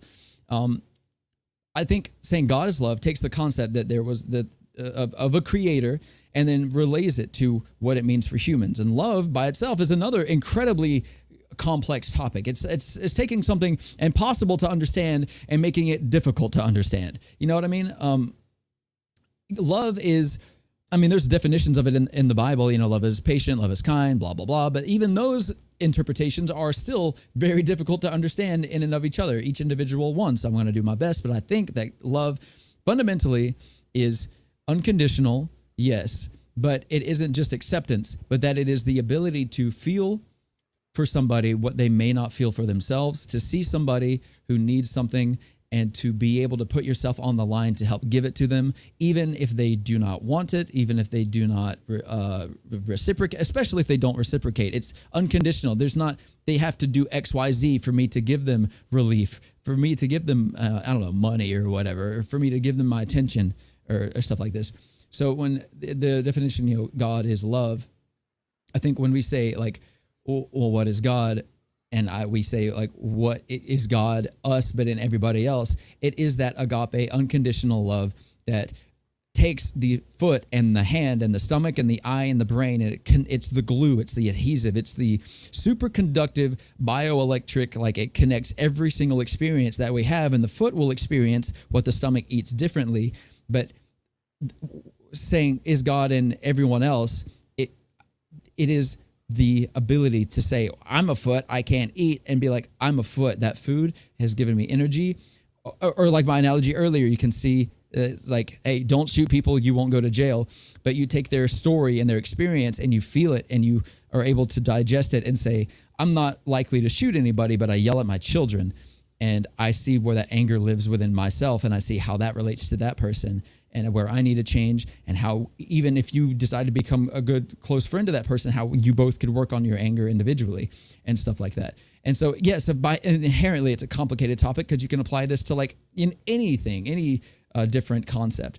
But I think when I say, is God you, but in somebody else or whatever, I think it is that God is the complete non-understandable creationist, whatever, in the context of love, connecting us all to begin to acquire the ability to understand the non-understandable God of creation and his purposes and all of this stuff. You know, I don't know. So it gets complicated, but some people are at a stage in their lives where they say like, you know, okay, I believe that there is a higher power and I believe that love is important.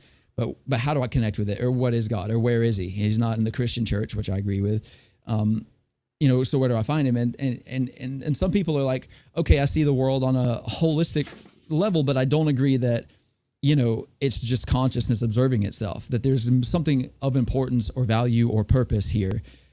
And I think that is it. It is that the connection to us all is what has the meaning. It's where God lives, and that there is an actual entity called God, but that he is non-seeable unless you have this prerequisite of seeing the people around you.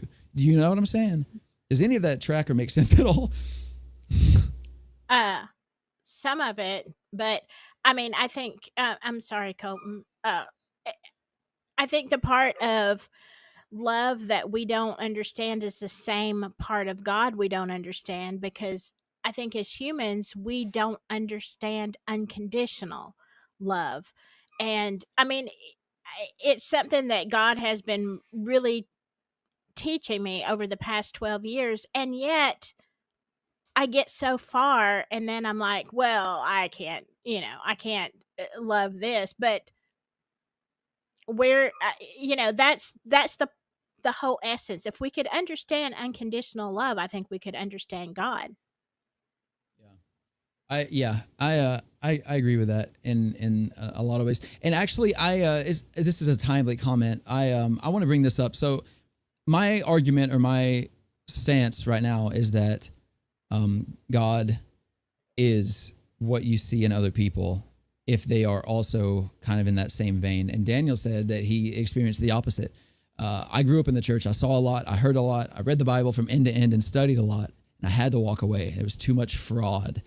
And this Agreed. concept, yes. So this concept, this pain or whatever, is the result of the opposite of God existing in other people. So if you say, what is God? Is it the collective good or whatever, the highest good? Then what is the absence of God? I don't think people want to put a lot of responsibility or power on the devil and Satan and all that. But I genuinely think that it is just simply without understanding of God or any of that this is all that is left. It is free will is evil. I think that the nature of having free will is selfish because it serves yourself. By definition, by fundamentally, even on a developmental thinking level, you are designed to serve yourself. And it isn't until your needs are met and that you begin to reach higher levels of thinking that you can actually start to connect with people around you and begin to see what all this, blah, blah, blah. See, I don't know. I also feel like most people aren't that selfish and self-centered, in ways, but also I think most people are harder on themselves than they are on other people. And I think for the most part, at least in my experience, I care about other people more than I care about myself, by far. And I know not everyone's like that. And I'm not always like that either, to be honest. I mean but I would say more than other people, I think, probably. Agreed. And I will say this, which I'm sorry, Brain, No, you're but fine. I've been talking the whole time. Please, someone else go. I mean, knowing both of you so well, I would say you both have your strengths and weaknesses, but I would absolutely say that Colton, in spite of what sometimes it sounds like coming out of his mouth, that is more contentious, Colton is by far of all of us the most unconditional lover of people that maybe I've ever known. I'm not perfect, okay? I'm not saying that, but Colton does have that mentality of just unconditional acceptance that blows my mind sometimes. I mean, I've known some of the situations and people he's been involved with. I'm like, I would never get over that. I'm sorry. I wouldn't get over it. But Colton is not like that. Hmm. So, in a way, you could say he is more godlike than you and I, Brain. Yeah, no, I mean, I think that's very likely. I think that's very accurate to say, because when it comes to situations that I am in that I've been treated unfairly, I have to think my way around it. I have to see, like I told you earlier, in order to feel empathy or love or whatever, I have to essentially show it to myself. I have to build a case for that person and then re-deliver it to my system so that I'm able to really relate to that person. I don't take people, I don't benefit of the doubt.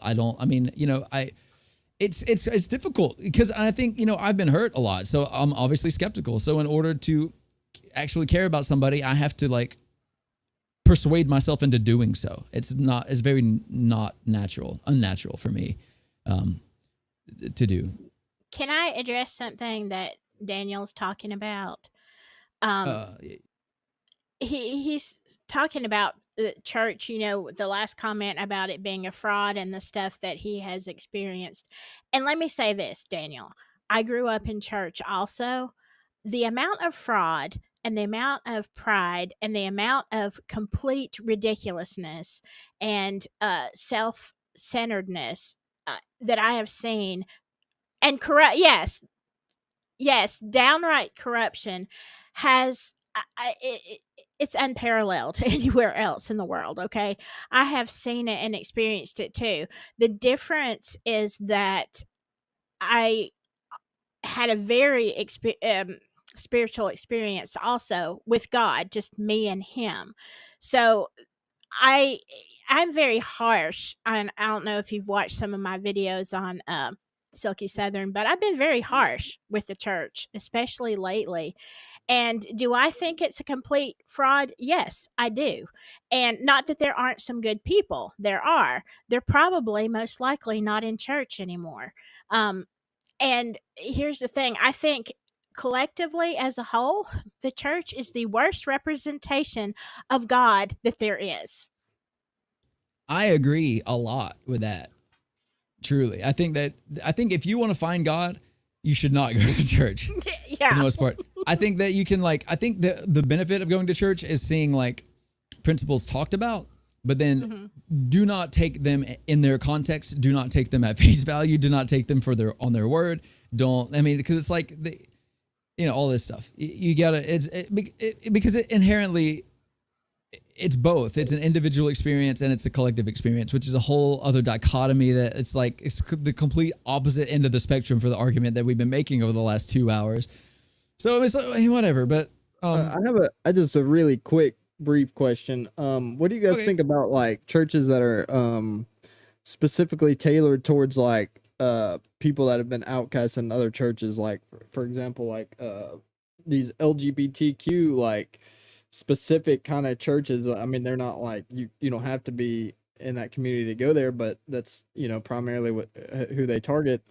What do you think about those? If I would say like the collective, I'm not saying everyone believes this, but I would say like this pretty unanimous, the collective decision from the Christian community is that that these people are sinful, and so they've been outcasted and looked down upon in a lot of churches. When people say that they the church is supposed to take in outcasts. So what do you think about these kind of churches that are doing it in a weird way? Or, I mean, to me it seems a weird way. What do you think?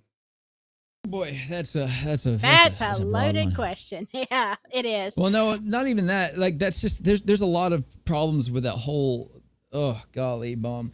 So the idea with taking in outcasts is that, on a, I guess, like, I don't know, a tribalistic mentality is that you take outsiders that you see as sinful and you convert them to the right standing of God or something, which is like, the fourth level of development or something. And then now you have people who are like, well, I'm gay and I can't stop it and you can't stop it. Or I'm assuming this is a broad generalization. Take it out of context, please, and put it all over Twitter and get me canceled. I want to argue. I do want to argue with people on Twitter. Please take this and post it somewhere.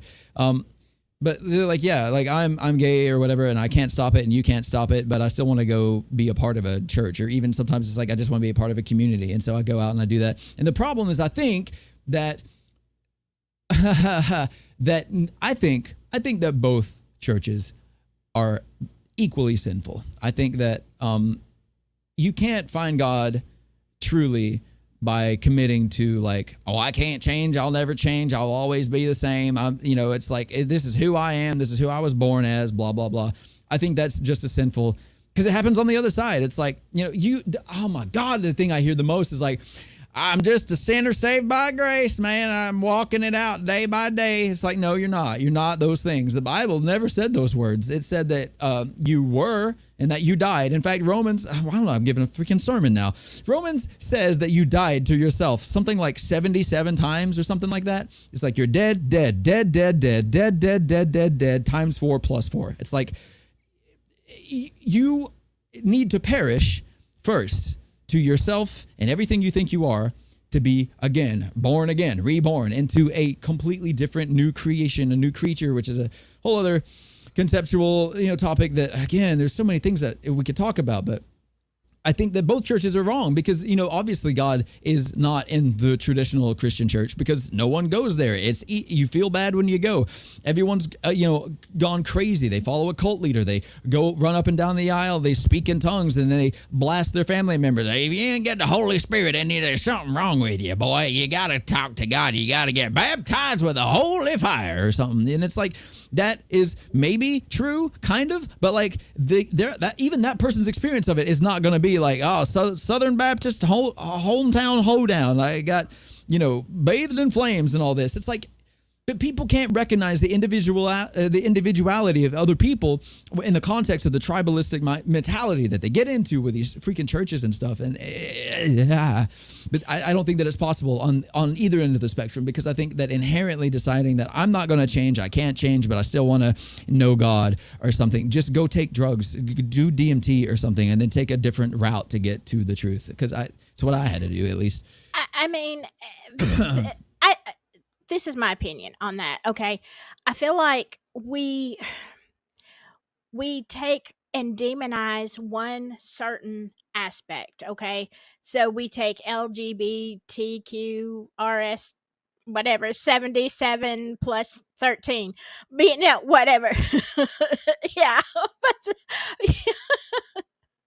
But I mean, okay, so we take this one aspect and it becomes a big source of contention. And if you're going to speak just biblically, there are so many sins. This is just one.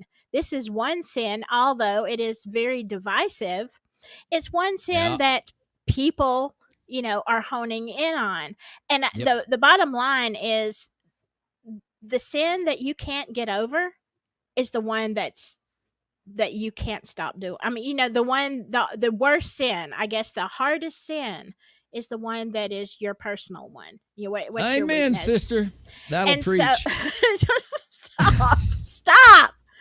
But I mean, the bottom line is love, because if you, and I mean, I have a lot of opinions. Okay. Do I agree with everything? No, but I do agree that the bottom line is love, and everybody has their own way and their own level to get to God. Let's just say somebody started the murder church, okay?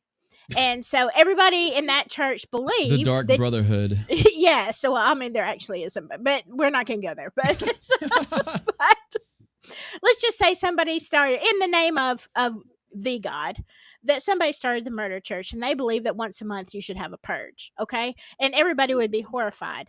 All right, is that any different sin-wise than, the LGBTQ? What? No, it's not. It's the same thing.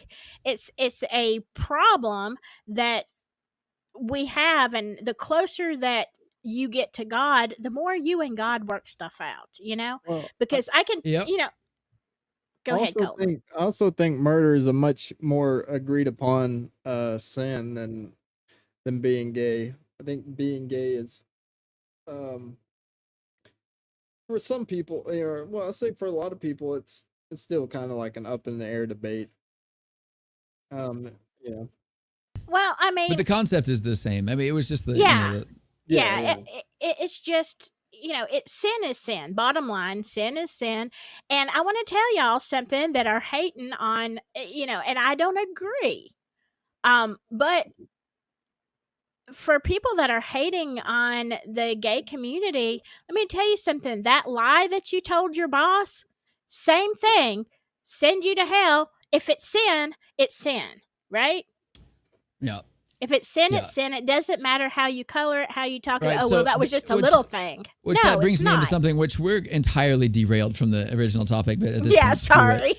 sorry. But I think if we could collectively pick a sin or whatever to like actually hone in on and be divisive about, let's pick pride, because that's the actual problem of like 90% of the things that we deal with. That is the thing that separates us from the ability to understand other people. That is the thing that separates us from God himself, in my opinion, is pride.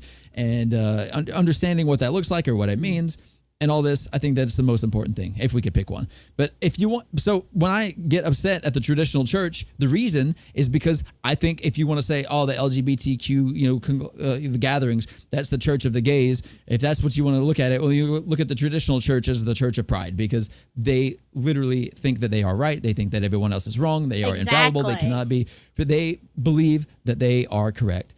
And I just think that is asinine. I think it's ridiculous.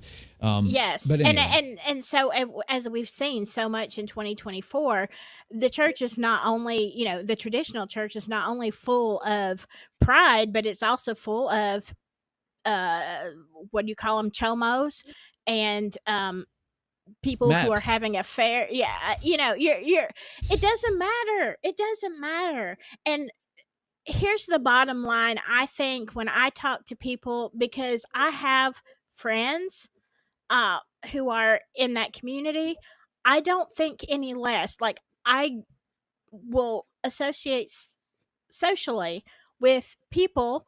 It doesn't matter. I love these people. And it's not, when it comes to this kind of stuff, it's not my business. My business is to love them. And my business is to let God, let them see God in me. Let them be drawn to him, because ultimately only God can judge the heart. He alone. He's the only judge there is. I mean, yeah, we can say, and I am harsh on the maps, as you call them, and all this kind of stuff. But at the same time, does God love them? Absolutely, absolutely. And it's hard, as I worked in the jail with a lot of chomos and a lot of predators of all kinds and unalivers. Like, look, I had to put it aside and look at them as people, treat them the same as I would the person in there for a traffic ticket, or many traffic tickets, or failure to appear in court. You know what I'm saying? Because only God knows the journey that someone is on. And if you just say, okay, well, God hates you because you're this or because you're that, well, eh, get technical. God also hates liars. He hates the prideful. He hates all of that. Is that going to keep people from having a connection with him? No, not if they're trying. And let God work it out. Just love them all and let God work it out. That's the way I feel. Yeah, and I think, and I think the thing is that the most important thing that you mentioned was that, only God knows that person's story and where they are on their journey and stuff like that. And the most difficult part of combining everybody, this whole idea of conformity or collective consciousness, the most difficult part of that is saying that we all need to be one body and one unit and whatever, but that we also are comprised of individuals. It's the most difficult concept for us all to, because it's a duality and both are equally important and equally true. You can't have one without the other. But it's so hard for people to look at things one way or the other. You have hippies that say we're all one man, and then you have the other guys that's like, oh, yeah, but that guy's a killer or a murderer or whatever, or he's a map or whatever. I think that it's just that, like, and that's I think at least one of the reasons that we could say that we need God, because no one in the world has enough time except for Santa Claus to see who's right and wrong and who's doing good things and who's doing bad things. I think we're all on the naughty list, personally. Yeah, we are. And Shay, I understand what you're saying, because I've heard other people say this, that they feel like God is full of pride, saying, that I'm the only way and no idols before me. And I understand where that comes from, but I would say it's not pride. It's a matter of protection. like if I know that there is only one way to cross a river, okay? It's on this bridge. You have no boat, you have no nothing else.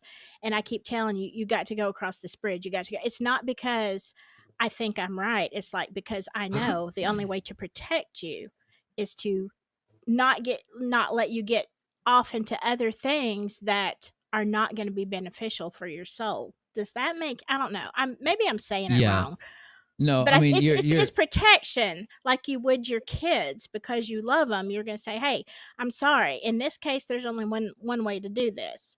So I don't view it as pride. I view it as love, and like, oh, he wants to keep me safe. yeah. So I'd just like to point something out. I mean, this isn't to like, be condescending or like whatever. I just wanted to point at something real quick. This level here, number 2, this is where we see that other people have thoughts like we have thoughts. So I think one of the primary difficulties that I see is that when we see that like, oh yeah, God, it says, like Shay said, basically have no other idols before me. You need to worship me, blah, blah, blah. We say, hey, I want some, I know what I think. And so we know what, when God says these things, this is what he is thinking. But like the difference is that there's so much more to it. When you look at things like, okay, how do we all get along? This number 6 is basically like, hey, we're all important. We're all special. We all have our own unique, opinion and stuff like that. Here we say, okay, everyone's unique and special, but we still need to have life isn't as simple as doing what we want and stuff like that. And it just keeps going and going. And this is just up to 9, which is, I mean, it just goes on and on. It's impossible to really, truly imagine what it takes to have anything that is cohesive enough to be an answer that always works. We always see that Jesus, when is asked a question, he ends up giving a parable that seems completely unrelated. And it's because the problem that I have especially is that like, how do you be succinct and how do you tackle the real issue of a problem in a way that like, I don't know, to us, like ancient, prehistoric, like very small-minded people are going to be able to accept, right? And we look at the history of the Bible, and if we all agree that it happened at the time that it did, then we see that like, how does God explain like, how would you explain macroeconomics to a peasant in a village? You know what I mean? It's like, there are levels of understanding and ability, but if you are God and you are, mature enough to see, I guess like this is going to be the thing that helps you the most. Just do this, people are like, what do I do? You do this. You're like, but that doesn't make sense. I don't want to do that. That seems like you're, selfish and all this, which I get, like, I totally get it. Cause it does feel that way. Even just reading the words, like every time I get to that kind of where are we at? Let me find the comments and stuff like that. All these things, like I definitely feel it. I've lost all the comments. They're all gone. But like I feel it deep down. I'm like, that is ridiculous. Like God is like, he is prideful. He's all about himself, blah, blah, blah. But I think the longer that I've lived, I've realized it's because kind of the way that, I feel sometimes at least is that like, it's difficult for people to know what to do and how to feel and how to interact, and things are so freaking complicated. I'll just do it my damn self kind of thing. Like, and God kind of has put himself in this position where he's like, just come this way. Just follow this direction. I'll take care of everything else. There are things you can't see. There are things that you don't understand. Because I don't understand a lot of things, and I still find myself in that position where I'm like, I just wish someone smarter than me would help me out. And that's the thing. And that's where pride in us becomes the issue, because we say, well, I don't need you to figure this out. And to some degree that is true, and it is empowering to do that. And also to some degree, a lot of degrees, in fact, God wants you to figure things out on your own. God wants you to be an individual. The whole argument is true. You need to be a well-developed person on your own. But there are, again, if we're looking at text, like, okay, I asked the other day, why aren't there more scriptures being written? Like we need more Bible. Time has passed. We need to figure some other stuff out, like it's like whatever. But it's just more complicated, and I think that no one that actually cares about humanity and believes in God is able to do anything about the whole predicament that we're in as a society. That you just essentially have tribalistic groups that say, we're right, you're wrong, and they get power because it's easier to agree with this is right and this is wrong. So you have millions of people following the traditional super mega church, and those pastors have millions of dollars to buy jets and all this, but they don't help because they're not trying to help. They are trying to build a empire. Yeah. And Yeah. so it's nuanced and it's complicated. Everything is in life. I mean, every concept that you think you know, if you break it down, it's beyond your understanding. That happens to me every single moment of the day. I understand nothing and I want to understand more. That's it. That's all I know. And so if you're going to say, put the responsibility, go ahead, Colton.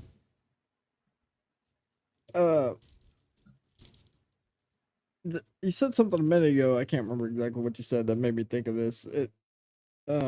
See, I think a lot of people like probably feel um, like, like the idea that basically, that like we're like subjects in an experiment, and sometimes the rules are very unclear, and the goal can be very unclear, and that's life.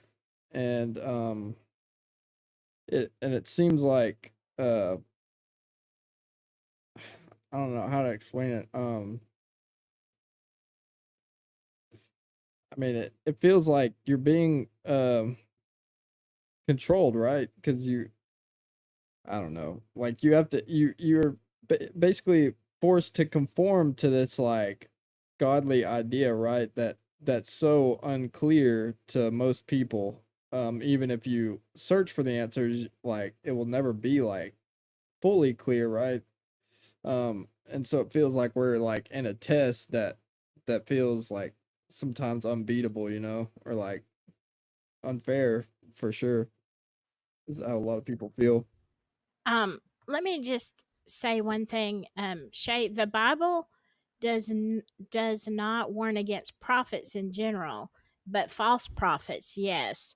And also, what did you say? Magic. It depends on the source. Is there magic? Yeah, you could call it magic certainly could call it magic throughout the whole Bible, but that is what semantics. We call it miracles.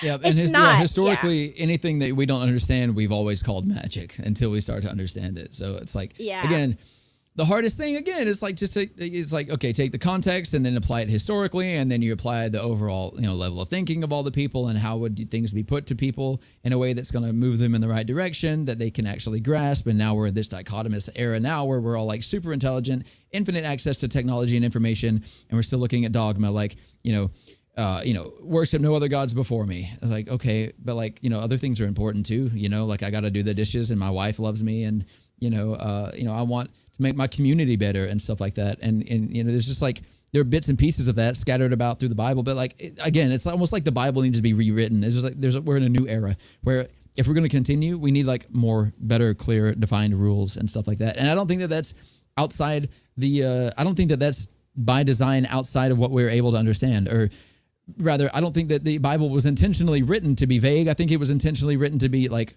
helpful at the time.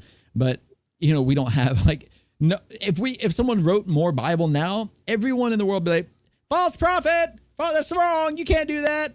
It's only true if it's old, which is why a lot of people don't like what was it, Scientology or is it Mormonism? I can't remember which one. There's like, your religion has to be old for it to be true.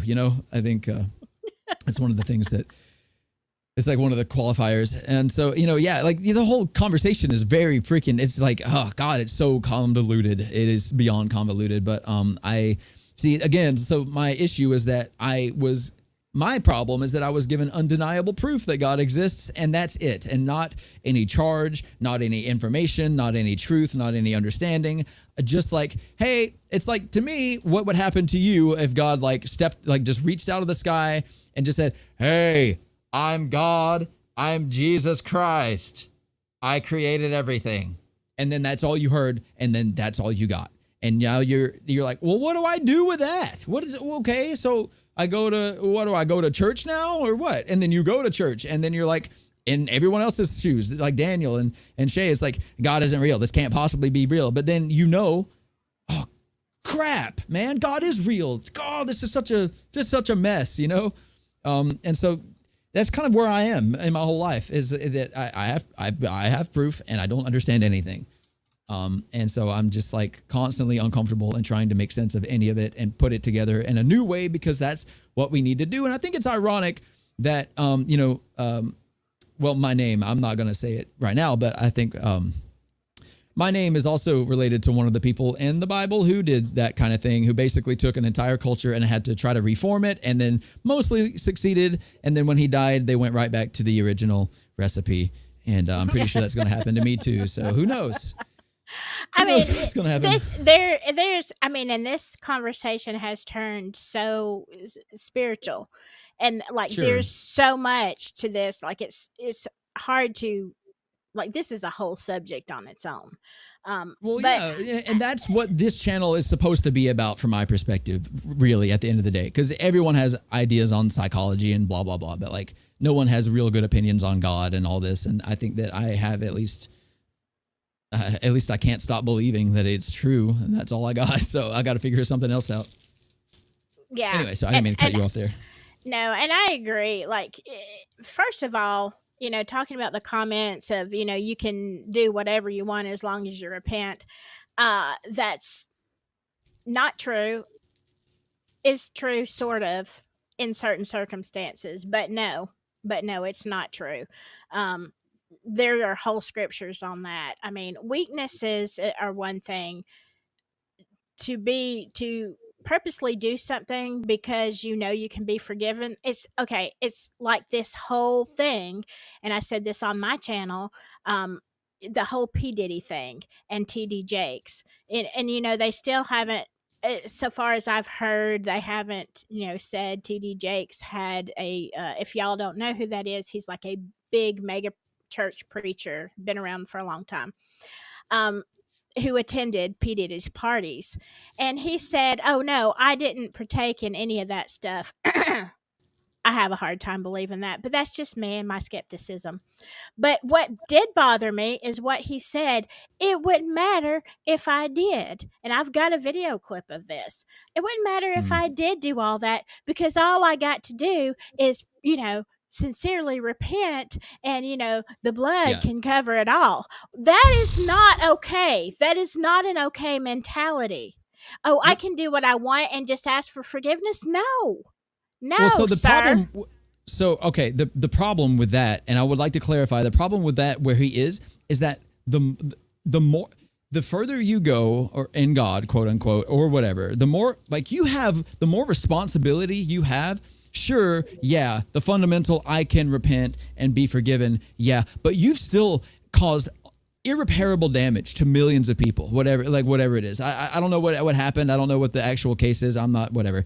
But like, especially as a pastor, if you are responsible for one other person, then doing wrong should be punishable by death, technically, at least by Old Testament standards. Like, you will have blood on your hands, and one life is not more important than the other. So yeah, okay, yeah, sure. Hey God, I'm sorry. Okay, cool. I forgive you. But like, you shouldn't forgive yourself yet, because look at all these other people you've injured and crippled forever. You know, like, and that's the whole thing. I've seen that argument from pastors, like, you know, oh well, he repent. You know, yeah, he touched children. You know, back in the '80s, but he done repented, and he's been our pastor for 40 years now. After he did that, like, I'm afraid, sir, that's just not how that works. You should never be in a position where you have the right to call yourself an authority when you are performing actions that are antithetical to your entire movement, I think. Yeah. And and it's outrageous. In leadership, okay, will God, and I've said this over and over on my channel, will God forgive you? Yes. Should you be a pastor? Should you be in leadership? Absolutely not. Go sit yourself down. You are no longer qualified. Period. That is biblical. How do you define what sin is greater than another sin, or what sin is and especially if you know, the premise is that they did it 40 years ago, and you've committed 20 million sins since then. Well, I'm talking about pastorship, because the Bible does give 2 passages of scripture that gives absolute guidelines. You have to be this, and this, and this, and this. And violating any of those standards disqualifies you from pastoring. Does it disqualify? Does God stop loving you? Of course not. Of course not. Being a pedophile was in that description. Yes, you have to be above reproach. I'd like to sorry, never mind. I don't know if because we could clarify a little bit more on that. I just wanted to take a moment to shout out Daniel Price and Shay Watson, I think it was. Yes. I have so much appreciation for you two and anyone who is like skeptical or whatever, but still is willing to like participate in it. You know, this whole thing, please always come back, always stay here. That is invaluable and it is beautiful. And I just wanted to say special thanks to you guys for whatever you believe. I don't care what you believe. I just care that you're talking about it. So anyway, the idea of what is unforgivable essentially just imagine like if I don't know, dude, you know, think if you're like, I don't know, like a principal of a elementary school or something, or, you know, it's like, but your school teaches like ethics kind of thing. If you do something that is unethical, should you be in charge of that? No. Should you go to jail? Maybe. And if you serve your time, you're okay, but you can't go back to doing that. You done ruined the whole thing. You don't have a right to any longer be in that position.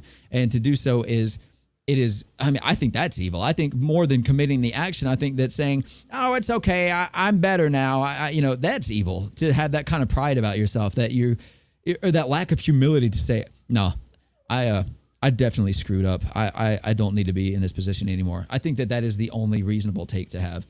And anything outside of that is absurdity. I think it's pride, and I think it's that you just don't want to stop making money.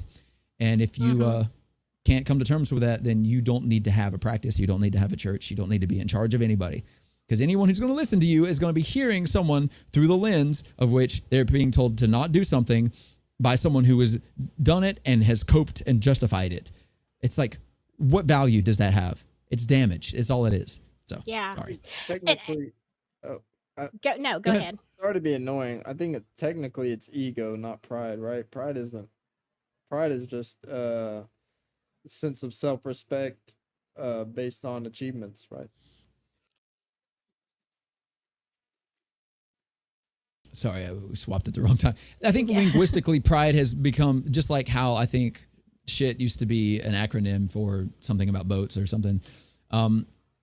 Linguistically, pride has begun to morph more into like, this is my achievements and all this stuff, and ego. But I think pride in the more biblical context, or at least in it's form of psychological context, ego is probably more apt or more accurate. But I think that technically, ego is a side effect of pride or symptom of pride, rather.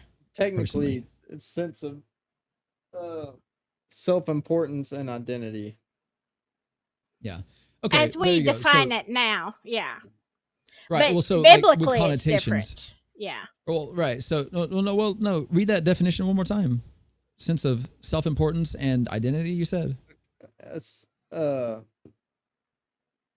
self-importance and identity, which can be inflated and lead to arrogance or defensiveness. Yeah. So like having pride in yourself it's kind of like, it is healthy in small doses. Just like, I guess, I don't know.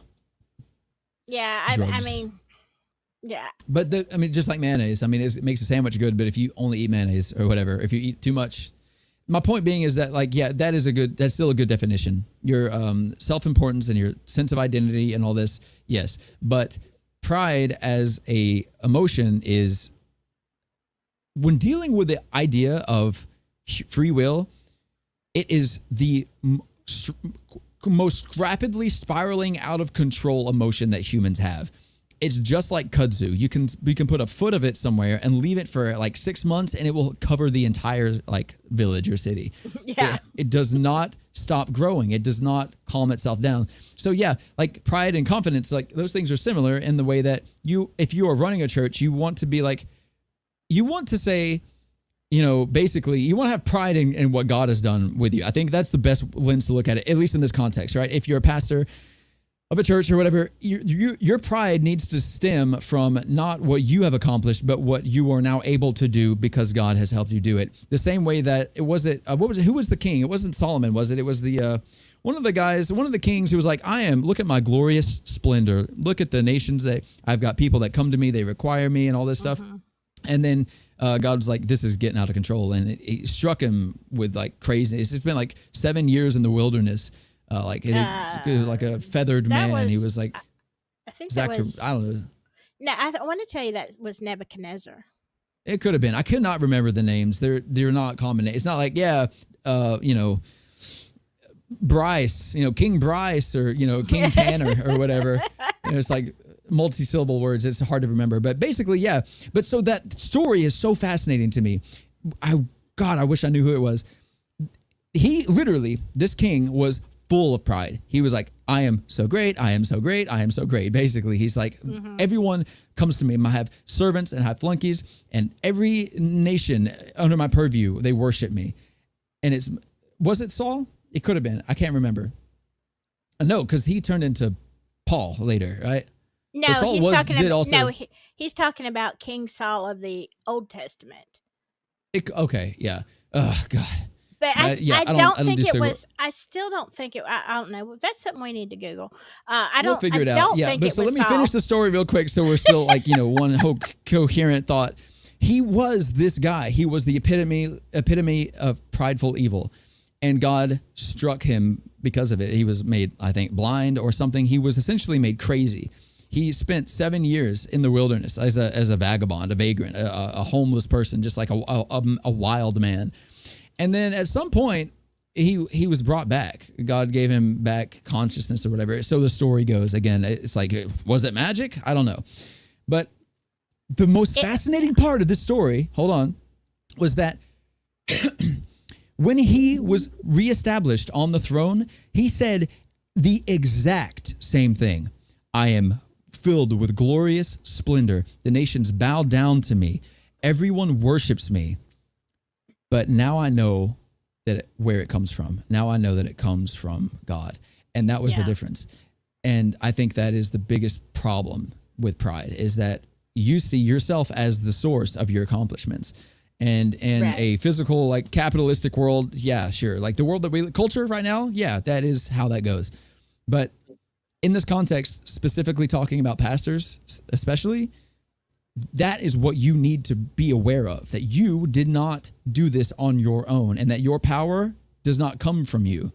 You may be in charge of a lot of things. You may have glorious splendor. You may have control over a lot of things, but it is not because of you that this has happened, and that your inherent power, even whatever, it's not because, TD Jakes, I am TD Jakes and I am so great. I am so good. It's like, sure, you are TD Jakes. You're like a phenomenon or whatever. You've accomplished great things, but it's not, again, it's not because you're so great that these things were able to happen. I just Googled it. It was Nebuchadnezzar the Second. Nebuchadnezzar. Okay. I knew it was one of those very long names. Yeah. See, can I say just a couple of things that talking in the chat? I think the problem with Christianity and a lot of these things that we've talked about that y'all have brought up in chat tonight is that we see pastors, we see churches, we see religions, but we don't see God. And I will just say this from a personal experience. When you see God, and like you were saying, Brain, about your own personal experience, when you get to know him and get to know his character, you all of a sudden understand what he's saying, and you understand that he's not prideful, and it's like, okay, we know each other on YouTube, right? And we can have a lot of deep conversations. We can have a lot of understanding. But there is a big, vast difference if you and I are sitting in a coffee shop, face to face, eyeball to eyeball, communicating, and then being in each other's lives, really getting to know each other, calling, texting, meeting for lunch. Often you get to know somebody on a level that is it's never going to be the same. I mean, I love y'all. I talk to y'all. People email me and message me. And look, I'm sincere with every reply. But would we have a deeper connection if we were sitting across from each other at a table? Absolutely. And that's the same thing. If you have a problem with God, then get to know him. Because once you get to know him, you will love him. Because there's no other response than knowing him. which I'm not at that level, like internally, right? Like I explained my experience earlier that it's like very cerebral almost. But I will say so far as everything that I've seen and experienced, there is no reason not to love God, right? Like I've done a lot of independent study and I've seen a lot of other people's lives and blah, blah, blah, blah, blah, blah, blah, blah, blah.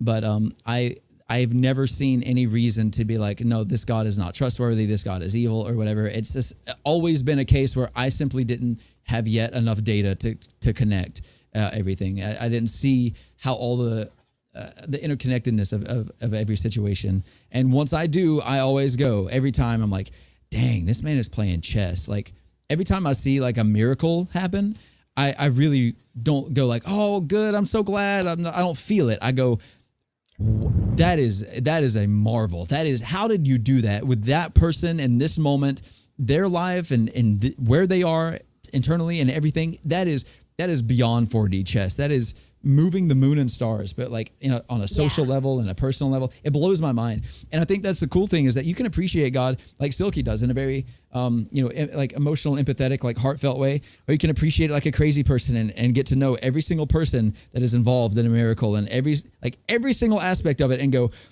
wow, God was really like, how did you manage to put all of this together like this? This is absurd. This is truly crazy. I wish I had good examples, but truthfully, I am forgetful of everything that happens in my life, and I just take concepts and I carry them forward. I don't know if it's efficient or stupid, but can I say address one more thing that was way back in chat? Someone asked, I'm sorry, I can't remember who asked this now. It might have been Moonlight.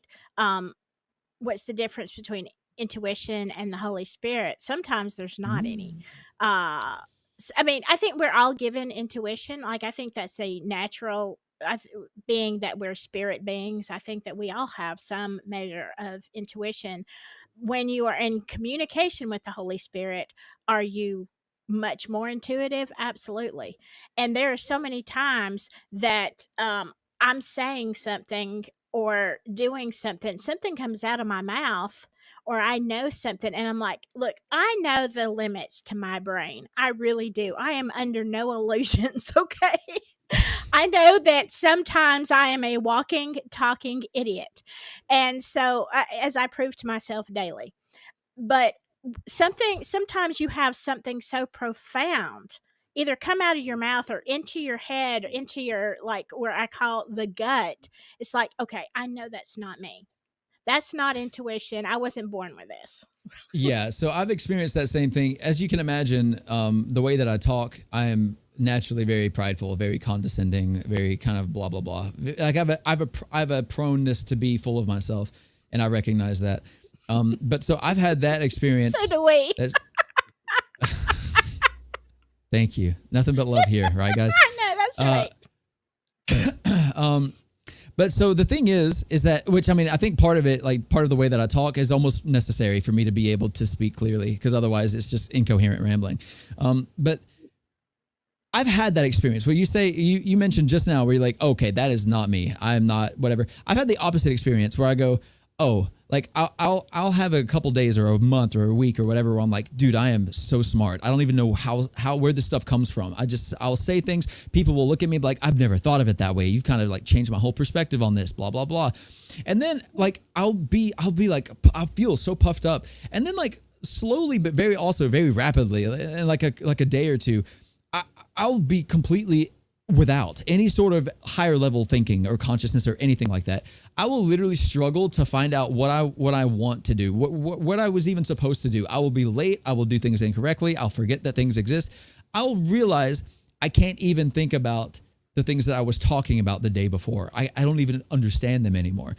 I've had this has happened at least 20 times to me where I have moments where I'm like, I think I might actually have like a learning disability. Like I might actually have like, I just come face to face with like how stupid I actually might be. And I don't understand the line between like intuition and the Holy Spirit. I don't be like, oh, I'm filled with the Holy Ghost. It's never anything like that. It's just that there will be times in my life where I realize like, I feel like I realize like I'm on my own. I'm not connected to anything. And I realize now I can't do anything. I don't know. I can't even think straight. I don't know. You know, you asked me like, who should I vote for or anything about what do I think about the church. I'm like, I don't know. I went to one when I was younger or something, just stupid stuff. Like I can't think. And so I don't know, maybe I'm not smart. Maybe I just decided to, I don't know. Maybe God is smart for me. I don't know. I don't know. Well, I don't get mean, it. and it's like a gift. It's like people come to me, all kind of people, okay? Saved people, unsaved people, whatever. Friends that don't talk to me any other time of the year, but to message me on Facebook and say, "Hey, I had this dream," because I interpret dreams. Now, don't send me your dreams. I'm okay. I either know or I don't. All right, but it's one of those things. I know that I have no ability in myself. Like I have to go to my friends and family, even my 18-year-old daughter, and say, "Hey, I had this dream. I don't know what it means." She can interpret dreams also, but I can't interpret my own. I got no sense when it comes to that, okay? But can I interpret somebody else's dream accurately? Yes, a lot of times. The majority of times. And again, that is not, I know that ain't me. I ain't that smart. Okay. I'm not that Right. intuitive. And there are times where like like a good friend of mine, I put I put him in contact with Silky because he has these dreams that are very like convoluted. And he'll ask me like, what do you think this means? And I'll break it down by like symbolism or like colors, what traditionally colors mean and stuff like this. And I'll be like, maybe that's what that means. And then there'll be times when we'll all gather in person, me and this guy and Silky, and we'll all like talk about things. And he'll tell her the same dream, and she'll come up with an interpretation that not only can I tell is definitively correct, but also completely, entirely outside of my capability of understanding. She will say Mine something too. that I literally could not have even conceptual. I could not have even imagined that to be the meaning behind it. But as she's talking about it, it hits me. I'm like, no, that actually makes perfect sense. That's exactly what that means.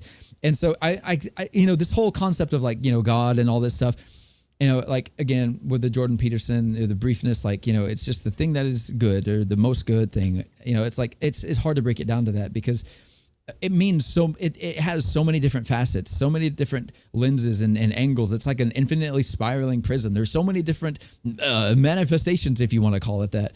So many different effects that it has on people and your own life. And we're all individuals. No two people are the same. And if you think that was an accident, then you're crazy.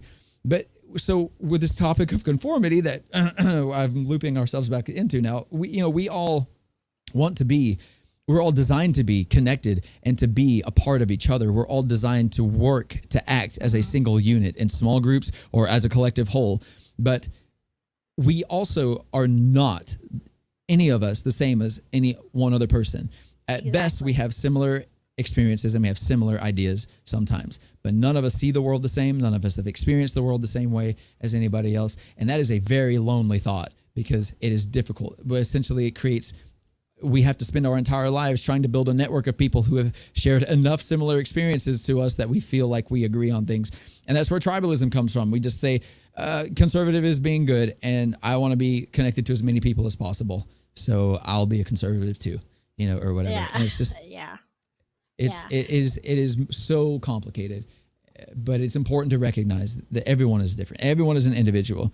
And, people say that at a certain point you stop seeing yourself as a story of your own life and that you see everyone as a thing. And I think that it's true, but I think that it's important to recognize that you are as important as you think you are. It's true. You really are. But, you have to stop seeing that in order to actually become important.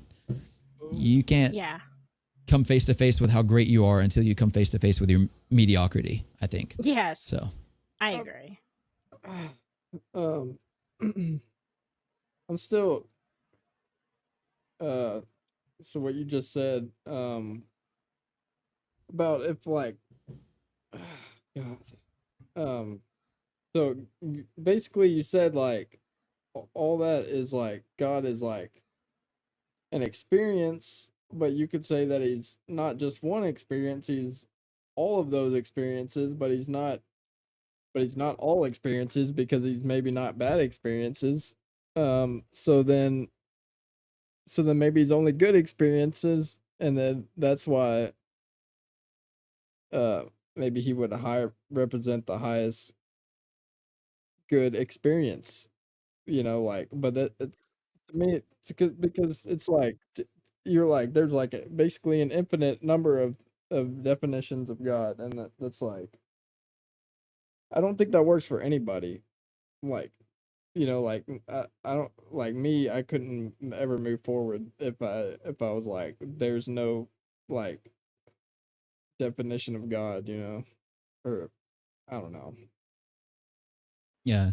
Well, we can only work on the definitions that we have available to us at a time. I think the problem is that we all want to define God briefly, but it's more important to take an individual definition and then work through that over in your life, whether it take a year or several years or whatever, and then move along to a different concept and so on and so forth. That because of the nature of how complicated it all is, that you can't simply, boil it down to one thing. And that comment that, you go ahead. Yeah, I mean, it sounds like you have to, in order to find God, you have to try to find things in your life and relate them to the idea that God is real, like already assuming that he is real before you make those, uh, you know, so instead of God just happening as an experience without being asked, or like without, does that make sense? Kind of, yeah. So I know what you're saying, and the way that I put it just now is kind of my own experience, where you explained it directly, that I have to assume that God exists to find God in all these situations. But the reason is because I know that God exists, kind of like that's all I had, and so now I'm spending my life trying to figure out where He is or what that means and stuff like that. But other people have very different experiences, like Silky. It's much more personal. It's much more like, she doesn't look at finding God or concepts about this the way that I do. And I don't, it's like I can lament and be like, oh, I wish I could be like more empathetic or more heartfelt or whatever. But that's just not me. That just never has been me, so. I mean, it's like, because it's like someone can have an interpretation of something that's very literal. Like, for example, uh, like you're about to pull out on the road and, or I don't know, something, you're about to be in a wreck and you go to slam on your brakes or something and your brakes don't work, but it ends up being a good thing or something. And you're like, somebody could interpret that was God, like in that moment. And that was an experience that reflected God, but someone else is like, oh, like, thank God I forgot to put, brake fluid or something, or like, I forgot. Yeah, but can you prove it's not God? You're saying, can you prove it's God? I'm Yeah, saying, but can you it's prove like, it's not? no, but that's like, um, I mean, you can't prove one way or the other, like, really, as far as I'm concerned. The only way that the only one that even would matter to begin with would be the person involved, right? Because Mhm. I mean, at least in my experience, I don't, like, other people tell me stories of their experiences, but it doesn't do anything for me, because it's like I don't know what state of mind they were in, or like if they're delusional, or like, you know what I mean? It's like, Yeah. Well, that's why God is personal. I mean, to us. Let me say, I did not say hello to. Let me see if I can get this name right. Kanya, Kandi Fulwani. Am I close? That is a beautiful name. I probably did not say it right, but hello. Oh, sorry. man. It's been a pleasure having you here in chat. I'm sorry that we haven't been Yes. able to really respond to chat a whole lot. Yeah. We're running a business here. No, No, but we're not. yeah. So I mean, we have to kind of balance between the two things, and I love that you guys have a lot to discuss with each other. And a lot of times, again, this chat's on screen. You can see it. We can see that what you're saying, but it's difficult to balance all these things. And I wanted to say real quick to let's see, where was I? Oh God. Someone else talk real quick. I lost my train of thought. I'm trying to remember. I do want to say something to Sleuthy. When you were talking about your disconnection and how you can tell, like really thinking about doing a video. It's so weird. It's like you're reading my mind. I've thought about doing that on my channel, like some signs of either being disconnected or being under attack. So thank you for that comment. I remembered what I was going to say.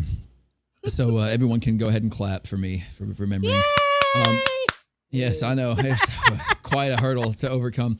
So Colton was talking about, how do you say one thing is good? You know, it's like this story. It was kind of hard to follow or at least for me, or maybe I don't know. But it's like basically bad things happen, or good things happen, or it could have been one way or the other. You could have said that God, saved you from your breaks or from being in a wreck, or you could say that it wasn't God because someone else got hurt or something like that. Or was that kind of like the gist? I was saying you basically for a while you explained God as like a series of experiences, and then I said, is God an experience, or is God a collection of experiences? Is he all experiences? And I would assume that he isn't all experiences, because there's bad experiences, right?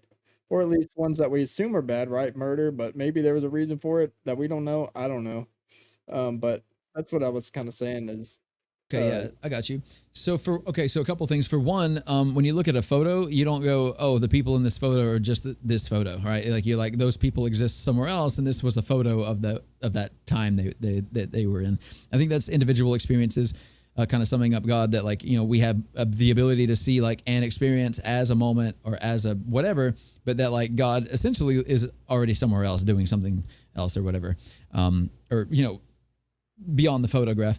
But the other thing is that I think the thing that is very difficult to conceptualize is one of my favorite verses that is the most misunderstood and most misused. It's all things work together for good in the end for those according to Christ Jesus, or something like that. Is that how that goes? Silky, do you remember? For all things work together for good, for those who... For those, gosh, you caught me off guard. That's about where I got. And who are the called? And who are the called according to His purpose? God, all things, for we know that all things work together for good. In the end, by the way, that's what they say. Yeah. To those who, I'm forgetting part of it. Tired. Sounds good. So, my point to that, bringing that up, is that there are bad experiences, and that people will see these bad experiences and say that God was involved, and that it boggles the mind. You say, but it was a bad thing and God is supposed to be good. Explain that. And the thing is that it's not like that God gave you cancer so that you can increase your faith. It's that, you had cancer, and that was the moment that God was able to, connect with you or reach you. And the example of a friend of mine named Dale had pancreatic cancer. He was definitely not going to live. And then he did live, and it's almost like he's tortured by the fact that he's alive sometimes. Not tortured in a negative sense, but like he's so constantly aware of the fact that he should be dead that he is, this man, he will say anything to anybody if he believes it's right now, because he's like, I shouldn't be here, so I'll interrupt this service to tell you about how I feel God is telling me right now. I'll we'll be doing praise and worship, but I'm going to tell you right now, like, this is something going on here that's really bad. Y'all should stop this kind of thing. Like, he'll just say whatever, because to him, his card's already been punched. He's not even here anymore, kind of thing. It's one of those things that's very interesting to look at from his perspective. But essentially, yeah, it's like, did God give you cancer so that he could take it away? I mean, I think that cancer is, naturally explainable. I think that, biology and things show that there are anomalies, and that cancerous cells could definitely appear regardless. They appear in animals and things like this. But it's that, these negative experiences are opportunities for us to be more vulnerable and more open than we typically are, especially in a capitalist society when we're the kings of our own domain. We are like, oh no, my flank is exposed and I am, very sad now, kind of thing. It's like, I'm broken, I'm shattered, my life is over, my wife has left me and I'm brokenhearted, or my child has, passed away or something. It's like there are moments where you have these overwhelming, like unconceivable, you can't overcome this situation, or your life is at stake, for example, or whatever. And that's the moment where you're open enough to say, there's got to be someone else out. Please, something exists. It's like there's a part of you. It's almost primally will cry out to a non-existent God in hopes that He does exist. And a lot of times that's when you were ready for that to come to that realization, Right. because you can see it in me. The reason that God doesn't just like part the clouds and say, "I am Jesus Christ, I am God," it's because it doesn't matter. It doesn't fix anything. For me, it has only made my life worse and more complicated, more convoluted. It is because, and I'm really appreciative, by the way. Don't get it twisted. I am really happy that my life is the way that it is, and I think that maybe I was designed to maybe be in this situation or whatever. But if He did that to everybody, it would just be chaos. We would all be dead within a year. It would not go well, because the difference, and I think the hardest thing for particularly naturalistic, atheistic people to understand, we put things in categories and we put them in boxes and we put them in definitions. But the most important thing about your moment when it comes to discovering God is what that moment meant to you and where you are Exactly. and how long it will stay with you and carry with you, especially in days like this, where you can't go to church and get a reaffirmation. You can't go to church and feel that same God that you felt on your deathbed, for example, or whatever, Yeah. because He's not there. It doesn't exist. So we're very alone in this way. So it's like that's just how that goes. Can It's I even share more a important. story? Go ahead. Please Okay, do. and I know we're going way over time, but I felt like this is important because Colton is saying kind of what he brought up, and you were talking about Dale and how it changed him. And sometimes, look, will God let you go through pain? Yes, He will. And it reminded me of two situations, and it took me years and years to get over this. Now, I was very young, like I was late teenager, maybe 20, somewhere between 18 and 20. Both of these things happened. I was in a completely secular situation. Okay, we were looking for a house to rent, something like that. Anyway, I was very shy. Now, I was strong spiritually, but I didn't speak, and especially about things like this. So I'm in this house and this guy is talking, and God kept telling me, like, look, tell him about salvation. Tell him, tell him, tell him. And I'm like, I don't even know this guy. And like, we're talking, like, this has nothing to do. I froze inside, and I'd never said anything to him about God or are you saved or anything like that, which is not my character anyway. Even today, it's not something that I would naturally bring up. But I ignored that voice of the Holy Spirit. 3 weeks later, that guy was out in those same woods cutting a tree. The tree fell wrong, fell on him, and he was killed instantly. Okay, I had a lot of guilt, and I was just hoping somebody else got to him. I carried so much guilt. Okay, that being said, fast forward about 3 years or so, I'm in a restaurant. Okay, it was a brand new opening restaurant, and the friend that took me knew the owner. The owner comes over to the table, and God starts with me again. Now, I'm just wanting to eat my chips and salsa, and I hear this voice again. Tell him. Tell him about Jesus. Look, for the second time in my stupidity, I did not. I'm like, I can't do this. Look, all these people and all these, and like, this is going to embarrass him. This is not something you bring up at a restaurant opening. 3 weeks later, that guy went out and hung himself from a tree in his backyard. The amount of guilt that I felt for so many years, I cannot even express to you how sad and how devastated I was. And embarrassed that it took me a second time. But you know what did happen out of that? Now, am I responsible for what happened to them? No. Do I have to answer to God for this? Yes, I do. But what changed in that tragedy for me is that I hear God say, tell somebody something. I don't care how stupid it is. I don't care where we're at. I have no cares to give. I will say whatever I need to say whenever I need to say it, because I had to learn through much pain and devastation that you do what God says, or you have to live with yourself, which was almost unbearable for me for that Yeah. period of time. That is heavy. That is,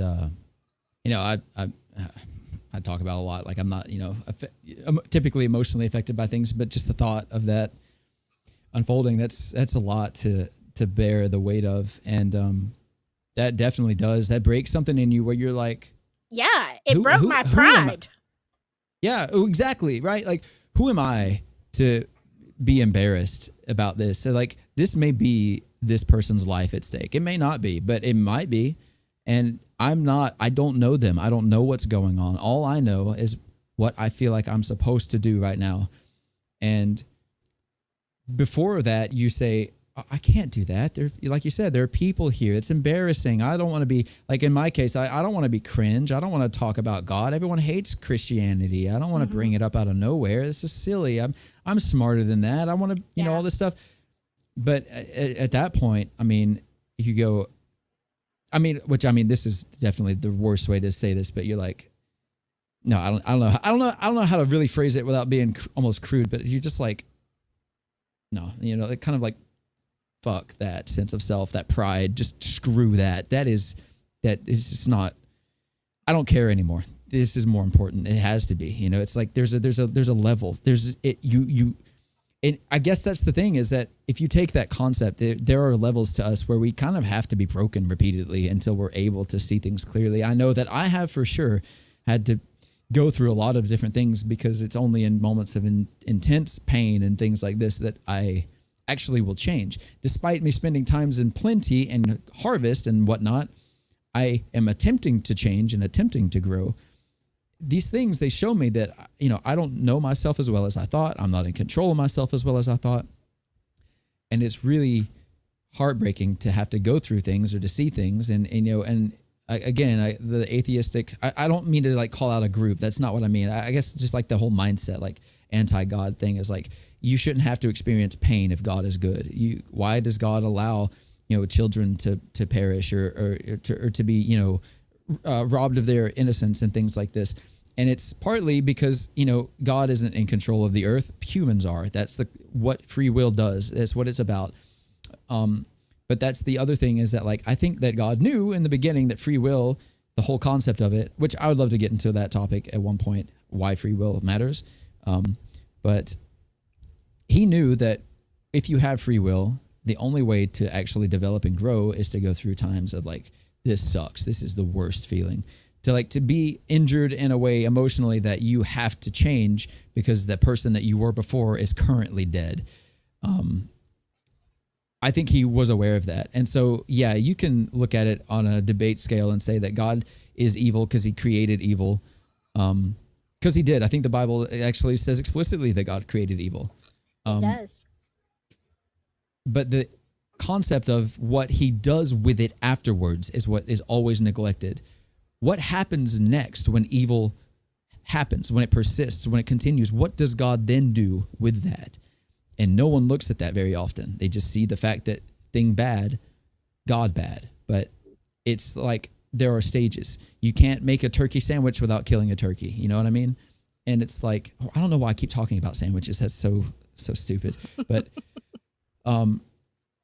bad things have to happen, because otherwise nothing good happens. Again, if there were no bad things, then what is good? Good is neutrality if there isn't bad, which is a philosophical concept, but it's much more than that on a developmental level. I struggle saying that word so often. It is, again, what does God do with the evils that happen that makes God good? Not that evils happen. It's what happens after that. And I think that's why that verse, all things work together for good. Yes, work together for good in the end for those that love God and are the called. There's a whole sermon there, and are called according to his purpose. So it doesn't mean that you can just go out and say, oh, well, you live however I want to. All things work out to, for good. No, it's if you're called according to his purpose, if you love him and you're called according to his purpose, then yes, all things are going to work out for your good. Yeah, Sometimes it that's takes a another hot hard thing. minute. Yeah, that's another hard thing is like, people say like, oh, I love God. Why do bad thing happen? And it's because, why would it not? Why should it not? Why should you be exempt from bad thing happening? Because God is on your team. It's like, no, dude, if, God is real, then you should expect more bad things to happen to you because you have if there is an evil entity, like if Satan is a whole thing, then like if you believe in, God, then you are directly opposed. So first of all, if this were an army, you'd be the medic and you'd be shot. Like, again, that's a war crime. But, of course, the devil don't care about war crimes, that kind of thing. That's another thing, too, which this is kind of a different topic concept. But I think that people underestimate the psychology, or like not even the psychology, like the way that this all goes down. God respects our free will kind of thing because it's important. It's integral to who we are and all this. And but like the whole, like, the devil's after me, all this stuff, like he doesn't. He would literally murder you as a child if he could. And he does that as frequently as possible. It's like, Yes.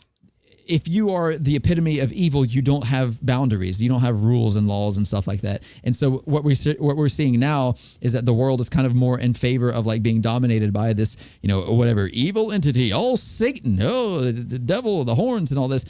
But like, God is still trying to, like, he still respects like our boundaries, our free will, what we need to grow, blah, blah, blah, blah, blah, blah, blah. And Satan just wants to kill us. It's so much easier to destroy something than it is to create something. Have you ever seen a bridge under construction? Takes like months or maybe even a year to create. But if you just put some charges on it and you can detonate it, it'll be destroyed in moments. It's like, if you just think about that and then think about how much evil you see compared to good. It is harder to create good than it is to create evil inherently. I believe that pretty firmly. So I don't know. There is a story that Sleuthy put up here, and there's two things I really want to address, and let me read this story, and let me find it all because of the chat. It's been okay. Yeah. Uh, in August, I was running to the grocery store before my kid got home from school, and when I approached the bridge over road, not water, there was a man standing there 20 feet from me. He jumped off the bridge right in front of me. It was horrible and extremely traumatic. I was hysterical, even talking to the police, and all I could keep saying was I felt so horrible for the man and that he felt that he had to do that. My heart was so broken for him. But I found gratitude in the situation because while I couldn't figure out why God would allow me to witness something like that, if it wasn't me and it happened an hour later at the end of the bridge is a bus stop, rather than me than a bus rather me than a bus full of children seeing and hearing that. I'm grateful for that and for my 6-year-old wasn't in the car with me. 100%. Like, sometimes we look at stuff and we don't understand, but I feel like if we dig deep enough, we will. That God is faithful to show us why. Also, Moonlight, how about if you were unwillingly made to participate in in satanic I was about to rituals? ask you if you wanted to address that. Been there, done that. Okay. Um, wow. Wow. And there's so much to that. Um, do I ever still get triggered? Yes. Some things still trigger me. Um, but I will say this, it has been a lifelong journey to get over that. But in the end, I mean, and Moonlight, there were times that even as a Christian person, loving God with all my heart, I was still angry at him. And I mean, look, y'all, God wants you to be real. That's the thing you need to know. God wants you to be real with him. And it doesn't matter if you're mad. Do you know how many times I have screamed at God? I mean, I don't recommend. I'm not saying go do this, but in the passion and the anger and the confusion of where I was in a certain moment for different reasons, I have yelled and railed at him. Why did you let this happen? How, you told me this and this is what happened and blah, blah, blah. Um, in that, in that moment of going back to that part of my life when I was extremely young, I mean, tiny, Um, I at one point, I'm like, God, I see the benefits, like I see you have used it for good, but where were you? I mean, I was yelling and railing at God. Where were you when this happened? When this specific thing happened that was the worst possible thing that you can imagine ever happening to another human? How am being made to participate in? Where were you, God, then? Where were you when I was dying inside? Where were you? And I want to tell you something. It took a while for me to hear his voice, but he showed me so clearly. He was right there. He said I was right there, and I went back to that spot where I could see that ritual being performed. But instead of just the ritual, what I saw is I saw him standing there weeping and still holding on to me. It's like I was there. I was there for every second that you went through that. I never left. I wasn't checked out. I was there. You just couldn't see me. But I experienced every bit of that pain with you. And that's And the thing. You know, again, God, yeah, go ahead. sorry, I didn't want to cut you off so sharply. I just wanted to point out that, again, you hear atrocities and things like this, and we say, how could a bad thing like this happen and God still be involved without him being evil, without him being heartless and cruel? How could a bad thing like this happen? How could that be allowed? And you can very audibly hear and see the pain in your voice and in your story. And we see this and we say, God must be evil. This is not, how could God willingly let this happen? How could you say he said that he was there watching this as it unfolded? But but then you said that you saw that he also, in a way, took the weight, the pain. He went through that emotionally with you as well. And it's not a matter of there being evil, but what happens, what he does afterwards, what he does next. I don't know if you'd like to elaborate a little bit more on how that whole experience shaped you into who you are and why that turned out to be for the better, even though it was the most traumatic thing that you could have gone through. I don't know if you would. It is the most traumatic thing that any human being can experience. Let me just say that. Bar none. Bar none. And Moonlight, I hear what you're saying. I didn't do anything wrong to be forgiven for it, nor did I. Nor did I. I was not willing. I was not a willing participant. But as a matter of fact, I was too young to make any kind of decision like that. But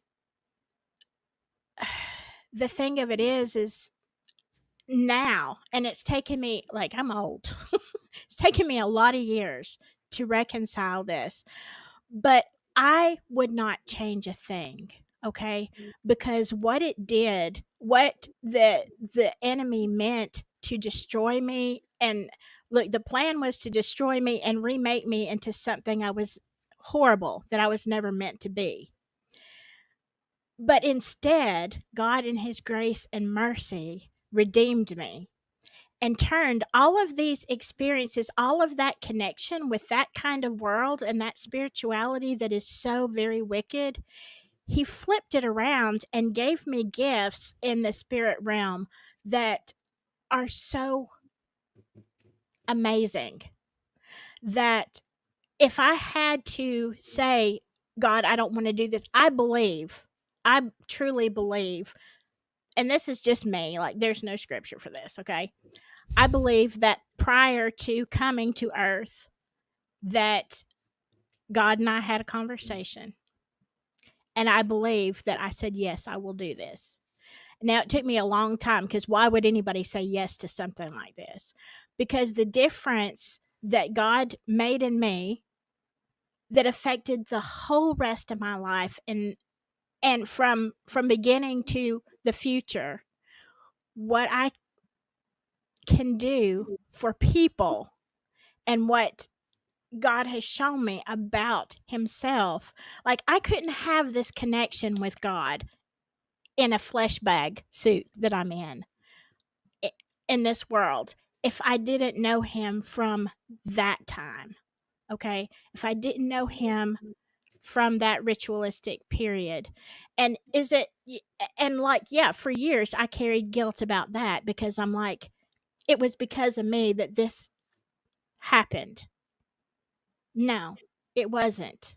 It wasn't. It was an evil thing, an evil plan, but God is like, "You know what? I see what you're doing and I'm raising the stakes because I feel like God knew and created me in such a way that he knew eventually, once I worked through the pain, that I could flip it around and say, you know what?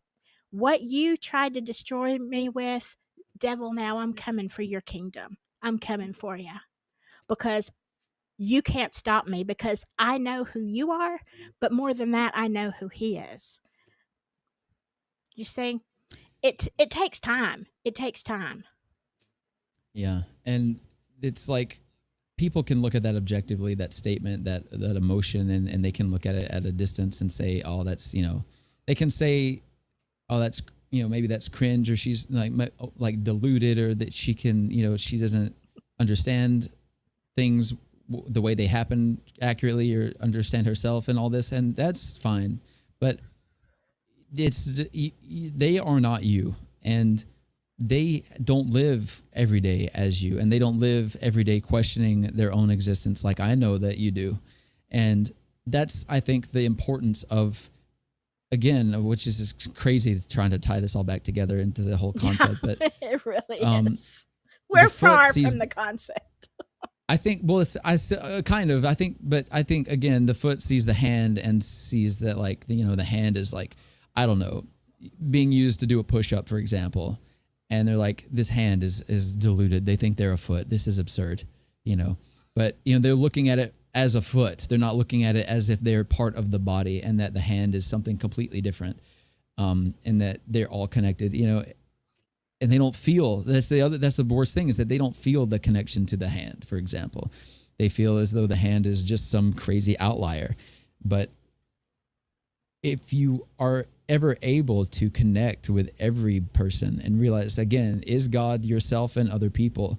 I think yes. And I think primarily through storytelling and seeing each other's experiences.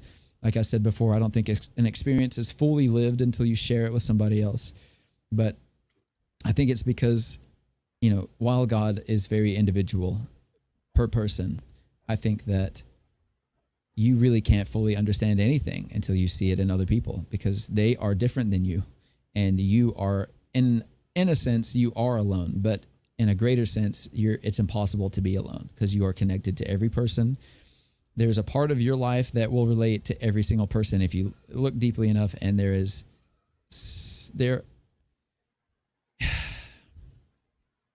I don't know. It's just more complicated than a YouTube intro video, or whatever. In this society right now that we have is so like, I need all the information right now. I need a definition about this clearly and succinctly. I'm afraid it just doesn't work so well like that. Let me just say this. I know they want to know what Colton thinks. Moonlight, let me say this real quick. If you want to talk, email me at silkysouthern@gmail. And look, I'm here for you. Okay. Colton, what do you think? I don't know. The I, I don't know. But we're still on different pages, but that's all right. I didn't want to, this isn't about me. I think inherently the problem that comes from is like Josiah or Brain Bungler um like basically it is said that he had this experience with God, and now he's trying to figure out how to put it in words and relate it to people, whereas like I feel like I'm looking for like I don't know. I'm looking for like more of like something that science um or like I'm looking for like something that I can understand, you know, like I don't know. And so I think we're just on two different maybe like fields, you know, and so um I don't know. So for most of that it feels unrelatable to me, you know. Um I feel like I don't know, you know, that's kind of that I don't know how else to say it. A lot of the difficulty of understanding other people in this way is the fact that things are unrelatable. Um, I think that's where that whole, you know, walk a mile in their shoes and see how you feel colloquialism comes into play. Like, Yeah. yeah, it may be unrelatable as in the way that it doesn't relate directly to your own experience, but Or more of putting like yourself in a I don't position where you can, well more of like it's so I don't like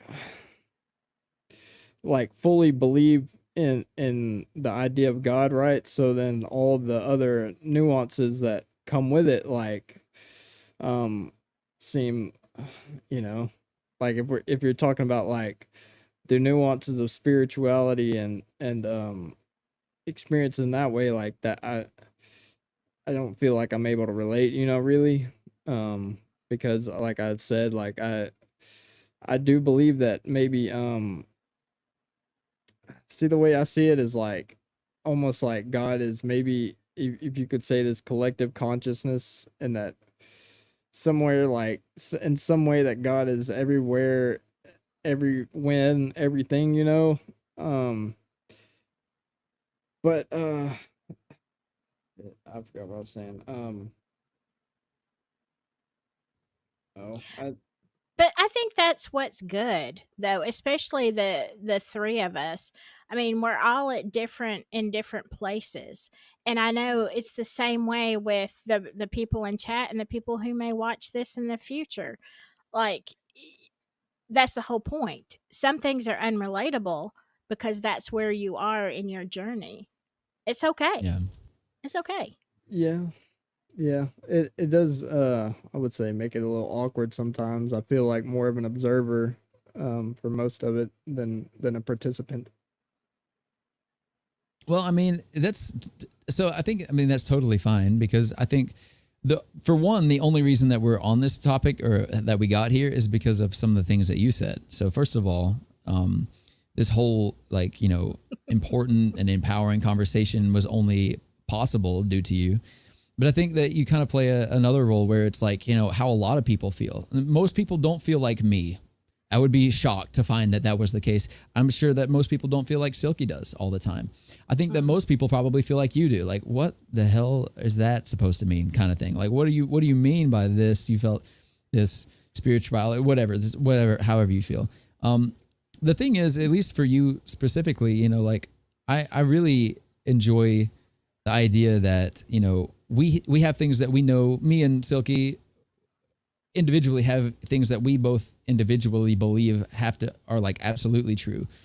And I think the most important thing for someone who doesn't believe those things is to say, like, how did they get there? Are they of sound mind? And if they are, then what do they see that I don't see, you know? And that kind of thing. It's like just kind of like chewing the cud as they say, you know, like it's like unrelatable, but chew on it. Well, like I'm not a crazy person. I'm not, you know, schizophrenic or anything. I have ADHD, you know, that's whatever, but I don't imagine things. I don't, you know, I'm very, very, very quick to question everything that I see. I'm very skeptical of everything that exists and so on and so forth. So when you know me and you know that I'm someone that doesn't take that in the way that similarly you want to see something scientific that you can understand, you know that I'm that way as well.